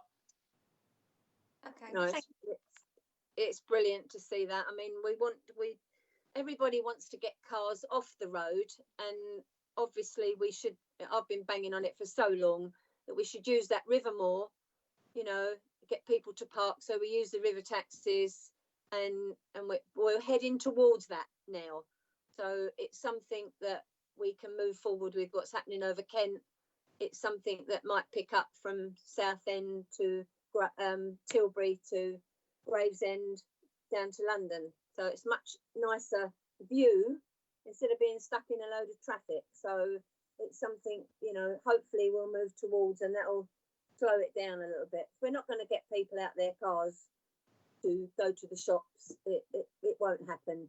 But it's something we can ease the traffic off. You know, we've got a good where at the moment we're not getting the planes flying over our heads and dropping it all on us. So that's something that's not happening at the moment. We must have the cleanest air at the moment, you know, that it's doing. Gary, do you want to come in? Yeah, thanks very much, Joy. No, I think it's admirable, obviously, but you know, realistically, Thurrock's a heavy industrial area. Yeah. We've got some major motorways going through here. Hopefully not.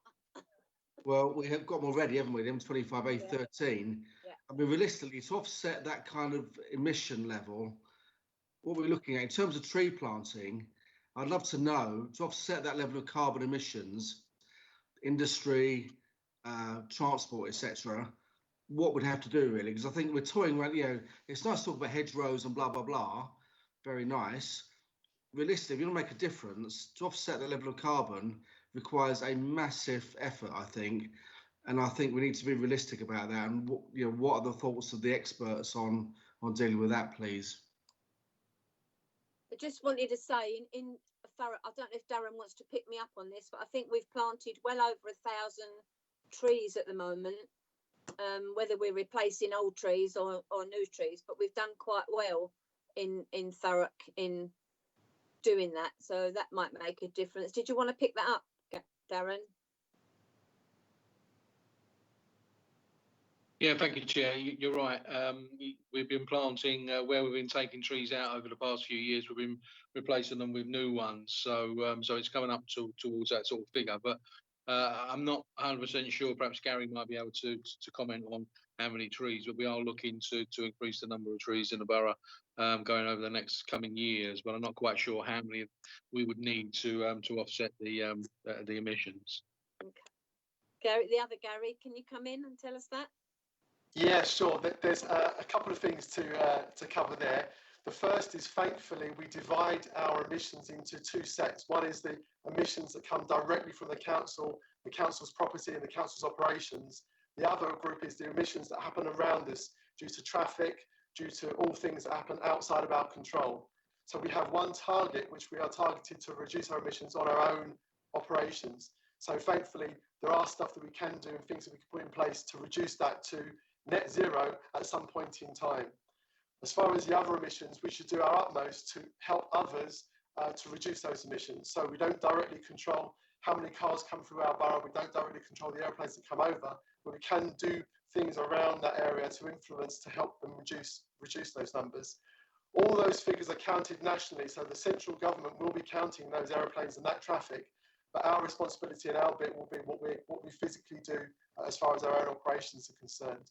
And as far as tree planting is concerned, it's one of the byproducts of forming the partnership group is the supporting officer group. So for the first time, we have a climate change officer group that sit around and meet regularly, at least once a month, with representatives from all directorates. So we have the guys that plant trees in highways and the guys that are interested in a local plan for the first time sitting around the table talking about specifically planting trees. So we can now coordinate activity and we can now look at all of those tree planting schemes and bring them together into more of a holistic way of doing things.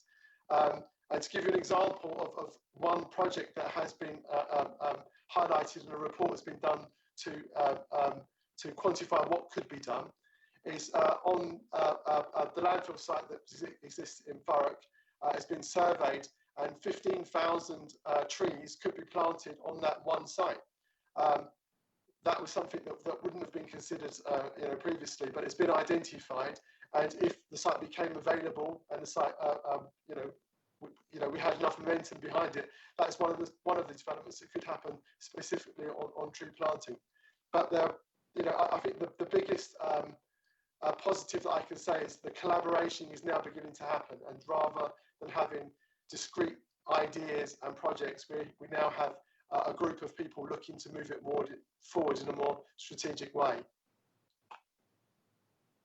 Thank you. Are you talking about Mucking? Oh. That area, yeah? Yes, I am, yes. Yeah. That group you have together, how much member involvement is that got? There are two groups. One is called the Climate Change Partnership Group, and that is specifically members supported by myself and my team. So that is cross-party members that we will take every issue that we will face to that group for instant feedback and steering before we go away and incorporate it in the plan. What happens with these plans generally is a long strategy is developed and is put forward at the end of a long process, and then it goes into a loop of not being accepted because there are implications financially, and you can end up in that loop forever. So our approach is to have more of an iterative process, and every stage of the way we will ask for guidance and we'll ask for a confirmation that we're on the right track. So that partnership group is specifically for members, and there is a separate climate change officer group that supports that work. Lovely, brilliant, thank you. John? I just wanted to welcome the approach, which is kind of what we're asked to do. I'm glad that we've been liaising with the Carbon Trust. I think the 6 meetings and their themes look broadly right. I'm really, really pleased that there's now an officer group looking at climate change. I will just ask that officer group does actually report somewhere publicly so that members can see what officers are talking about. I think we've got a little bit kind of sidetracked almost into looking at some of the things that I hope this working group will look at in some detail. I'd like some kind of sense of where we think this sits in with broader council strategies. So, for instance, I know this, and I really welcome the fact that Cabinet next week is looking at how we'll facilitate the rollout of electric charging points for electric cars. Where does that fit into the work of this working group? What I don't want to be seeing is a lot of kind of pepper potting and ad hoc kind of initiatives coming forward. I'd like to see things kind of built up, sort of tied together really well. And finally, I really welcome that bit that says that the first thing we need to do is to get the council's house in order, to get the council as close to net zero as it can. What I'm not seeing is what the first steps towards that will be. Gary, do you want to come back in on that? Yes, again, there's a couple of things there. I also... Gary, I'm really sorry, you're really crackly, your line. Is there anything you could do with your connection? Is that any better at all? You sound a bit very, very crackly. Is that any better? No, it's even worse. Stephen, are you able to answer this?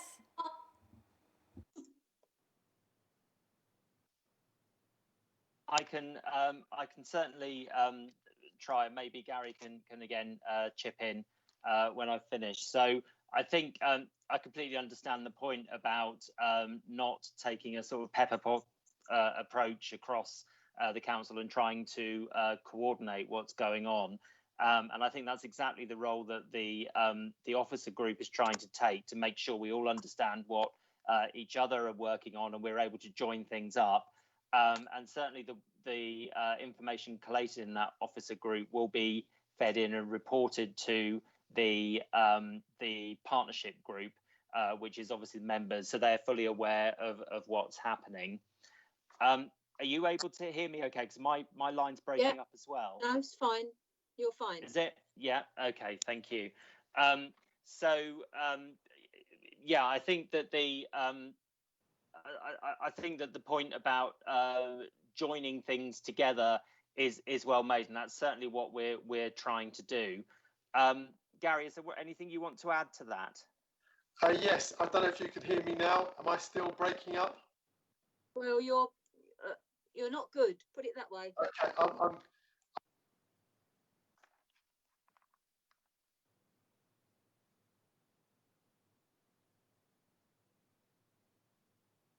I think that's definitely got worse. I don't know. We can hear. Is that you? We can hear you now.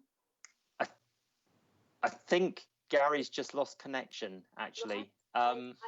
Right. By the looks of it. So I'll try and deal with the questions until he's able to rejoin us. We'll let a few more come in. Can you answer a few more, or do you want to carry on with what Gary was going to say?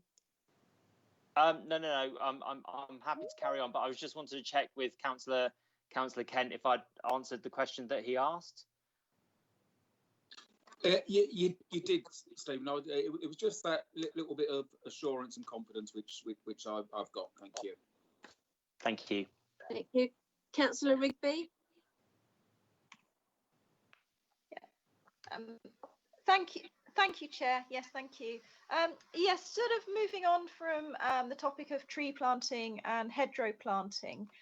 What education is being aimed at residents with regards to encouraging planting of hedgerows in front of houses and small trees in the garden? Because all of this would help as well. Is there any sort of programme by the council looking at that angle? Yeah. Am I back? I'm not sure if I'm audible this time. Yeah, you're fine. Okay. Do you want me to cover this, Stephen? Please. Yep. There's as far as the activity that's going on at the moment, there are pockets of activity that do look to educate both schools and residents as to how to improve their situation. But again, what's missing is that activity as part of a strategy that can be followed up and carried on and developed over time. So what our process will do, it will develop a strategy that encompasses all of those areas, and then we have a starting point to then move that forward. So although there are pockets of activity now, we should be in a much better place once we have a written, documented strategy to take it forward on a more permanent basis. You happy with that, Councillor Rigby? Yes, thank you. Thank you. Okay, Councillor Lawrence. Thank you, Chair. Could I just ask you to note, I know you're extremely busy anyway, and you have got your plan set out for you, but coming back to the trees and hedgerows again, and my point of what they're doing in Kent, just an idea I'd like to put forward is that when you do sort of categorise an area, what you're working on, if you could actually leaflet the area, those local residents, what's going to be affected, and they actually get a leaflet through the door telling them and asking them to volunteer, I'm sure you get lots and lots of people come out and help around here. And also, the second point is that we have got quite a few farmers' fields around here. And if you notice, a lot of them, the borders, they haven't got the hedgerows like they used to. So I'm sure if you could have some sort of contact with the farmers and sort of work with them, and that would make an awful lot of difference around here. When you drive along, you see all these flat open fields with nothing in them. If we could start aiming to put them back, and that would put some sort of border on the pollution sort of moving forward, don't you think? Absolutely, and Stephen mentioned earlier that I'm a big fan of hedges and hedgerows, and I know full well the benefit that can be obtained not only from a carbon perspective but also from an air quality perspective. So that's certainly something that we will continue to push and to champion in all areas of the council. There's actually, isn't there, Stephen? There's a lot of places, instead of using wood for fencing, they use the willow to bend in and make a hedge. Absolutely, yeah. Should be doing a bit more of that. Gary? Yeah, thanks, Joy. No, I think, going back to my original question, I think it's important the council is an exemplar in terms of what it's doing. But at the same time, I've spent 30 years in public policy around carbon reduction, and I think the conversation that's a bit diluted, really, because if we're serious about this, to mitigate against the industrial activity in the area and the traffic flows, with planting a few trees and whatnot is deluded. I'm sorry to say that. I'd like to challenge the officer team, really. If you actually come to a conclusion on what the carbon emissions are. You mentioned, the council is one thing. That's tiny. It's got a few offices, really. If you're really serious about this, identify what the baseline is in terms of carbon emissions in the borough, industry, traffic, etc. And then, how many trees are we looking at, and what else could you do to mitigate against that? If you want to be an exemplar area, we're just talking about, I hate to say it, tinkering around the edges, really. If you're really serious about climate change, come forward with some ideas, very radical ideas around offsetting those carbon emissions, because planting a few trees and hedgerows is very, very, it's good stuff, but you're just tinkering around the edges, really. We're very industrial area, aren't we? We're massively industrialised. We've got a lot of traffic routes going through here. So, if we want to put a name on the map, really, if that's what your plan is, come up with some really, positive ideas around mitigating overall emissions, really. I think we've also got to let residents know what we're doing, because they can all have a part in this. If we've got 168,000 residents, then, I can do my bit and tinker with, as Gary says, I'm tinkering, but I do try, and I think if you do a little bit, it helps people to do a bit more, like you said, in their gardens. And I think the programme that was on the other day, they were actually taking trees to people's gardens and giving them trees to plant. So it was very good. Perhaps, Darren, we ought to bring Liz Woods in on this one. Perhaps is she involved in this, Darren? Liz and her team? She will be, Chair. I sit on the officer group that Gary was referring to. So absolutely, that will come down from me into Liz and the team. Brilliant. That's lovely.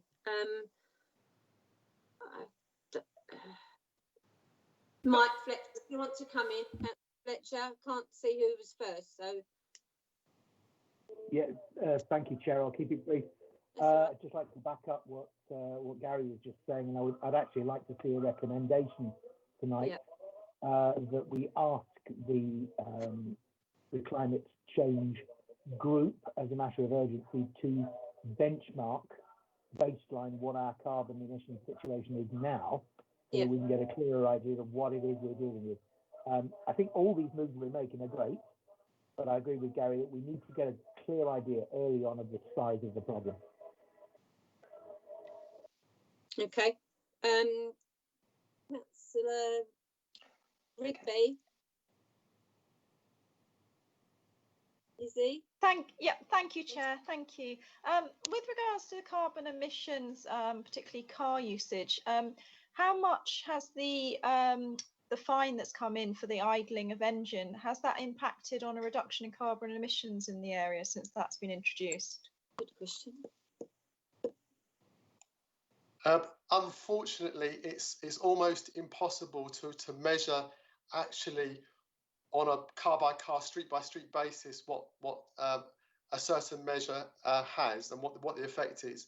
The data that we use that looks at that kind of thing is filtered down from central government BASES data, and it's very much an approximation based on algorithms and what they know. So we don't know specifically on a street by street basis. Also, to answer some previous questions about wanting to see more ambition as far as our carbon reduction activity is concerned, we've talked about trees this evening, but I can assure you there are lots of plans in the pipeline that will be proposed as part of this process. The first thing we will do is to baseline and benchmark where we are, and then we will produce carbon pathways to get to zero, and they will include microgeneration in the form of wind and solar. They will include district heating, and they will include all of the things that we should be doing. And also, I think it was Gary that mentioned earlier that because we are in a semi-industrial area, we are best placed to put that kind of equipment in. You know, you won't get a wind turbine in the central in Southend or Basden, but we could have one on the coast. We could have one down.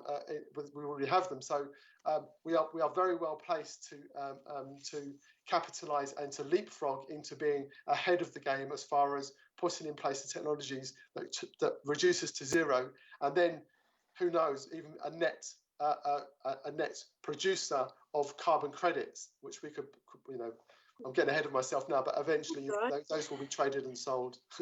I think a lot of people don't agree with the wind turbines, but they work down at Tilbury.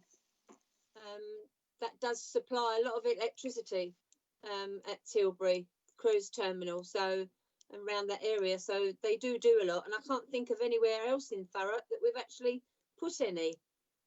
So I don't know anybody else does. We have a couple round by back in South Ockenden. We have a couple, don't we, Angela?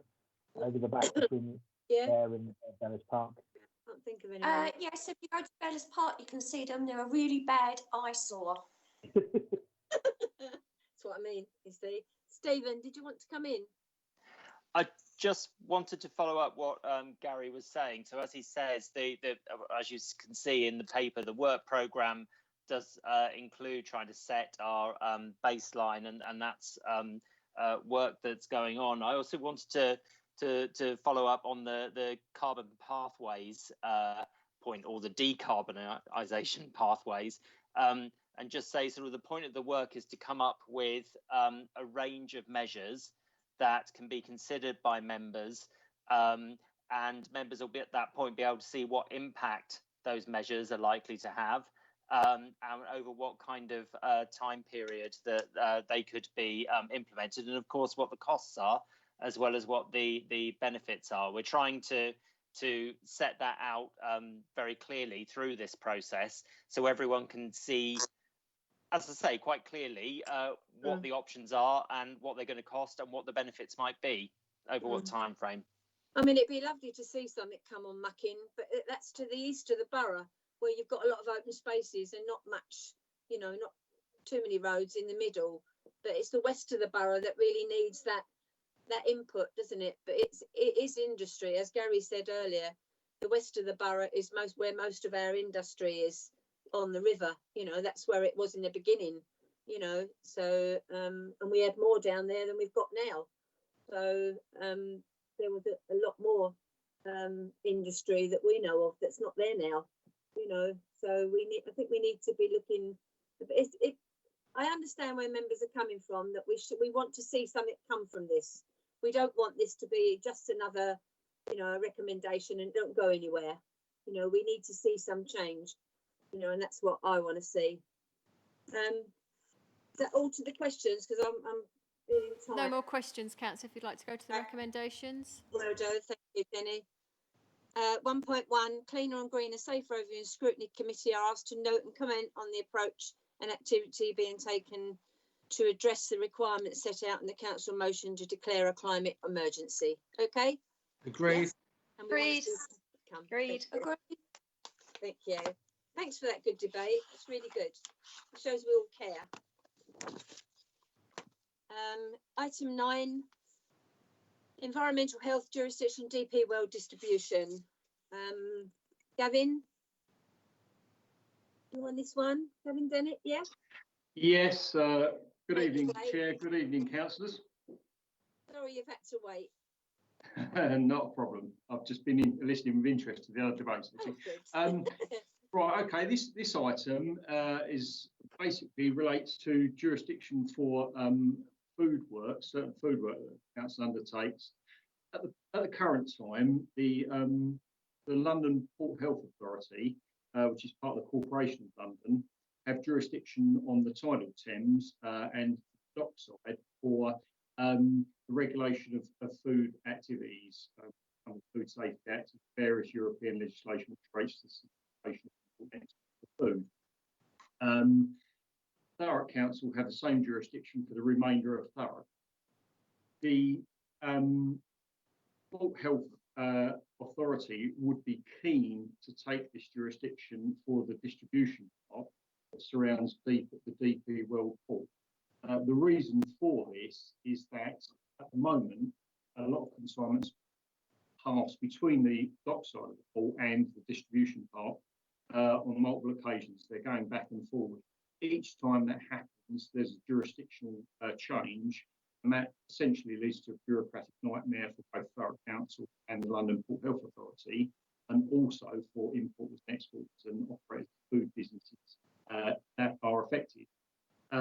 So essentially, the item requests the committee's blessing to negotiate an agreement with the London Port Health Authority whereby we transfer jurisdiction for food within the distribution part surrounding DP World from Thurrock Council to the London Port Health Authority. So that's pretty much the essence of the matter. There are benefits from Thurrock's perspective. There's a not an unsubstantial cost saving from Thurrock's perspective that arises as a result of not having to recruit extra officers to actually undertake the work, which is forecast to be quite expensive as the port gets up to full operation. And with the onset of Brexit, there are changes to rules predicted that will essentially mean that a lot more food certification work will have to be undertaken. I've got a slight apology to make. There is a minor typo in the recommendation to the report. It actually says that the Cabinet authorised the Director of Place in conjunction with Head of Legal and Portfolio Holder Public Protection. That should actually say the Cabinet authorised the Director of Place in conjunction with the Assistant Director for Legal. This report was drafted some time ago and it's been delayed coming to committee because of various logistical issues between ourselves and Corporation of London arising from Brexit. In fact, particularly Corporation of London have been very much occupied in preparing themselves for that. So I must make that apology. And prepared to answer questions if councillors have got any. Gavin, that will still go through public protection. It will go through public protection. It will still go through the portfolio holder, yeah. It will still be, essentially what you've got is that the head of legal post is now called the assistant director of legal. So it's just the name of the post. The actual process isn't any different at all. I don't have any trouble with that. I actually think this is a good report and it takes some of the onus off of Thurrock. You know, things we don't need to do, we don't have to worry about.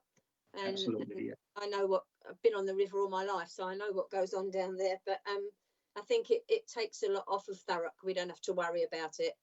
Does any other member want to come in? You've got no hands, Councillor. Okay. We move forward with this then?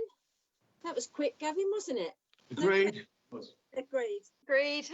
Okay. Agreed. Aren't you glad? Thanks, Gavin.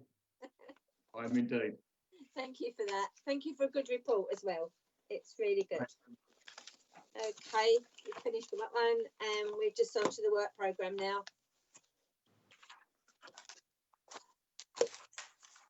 Has anybody got anything they would like to bring to overview and scrutiny at all?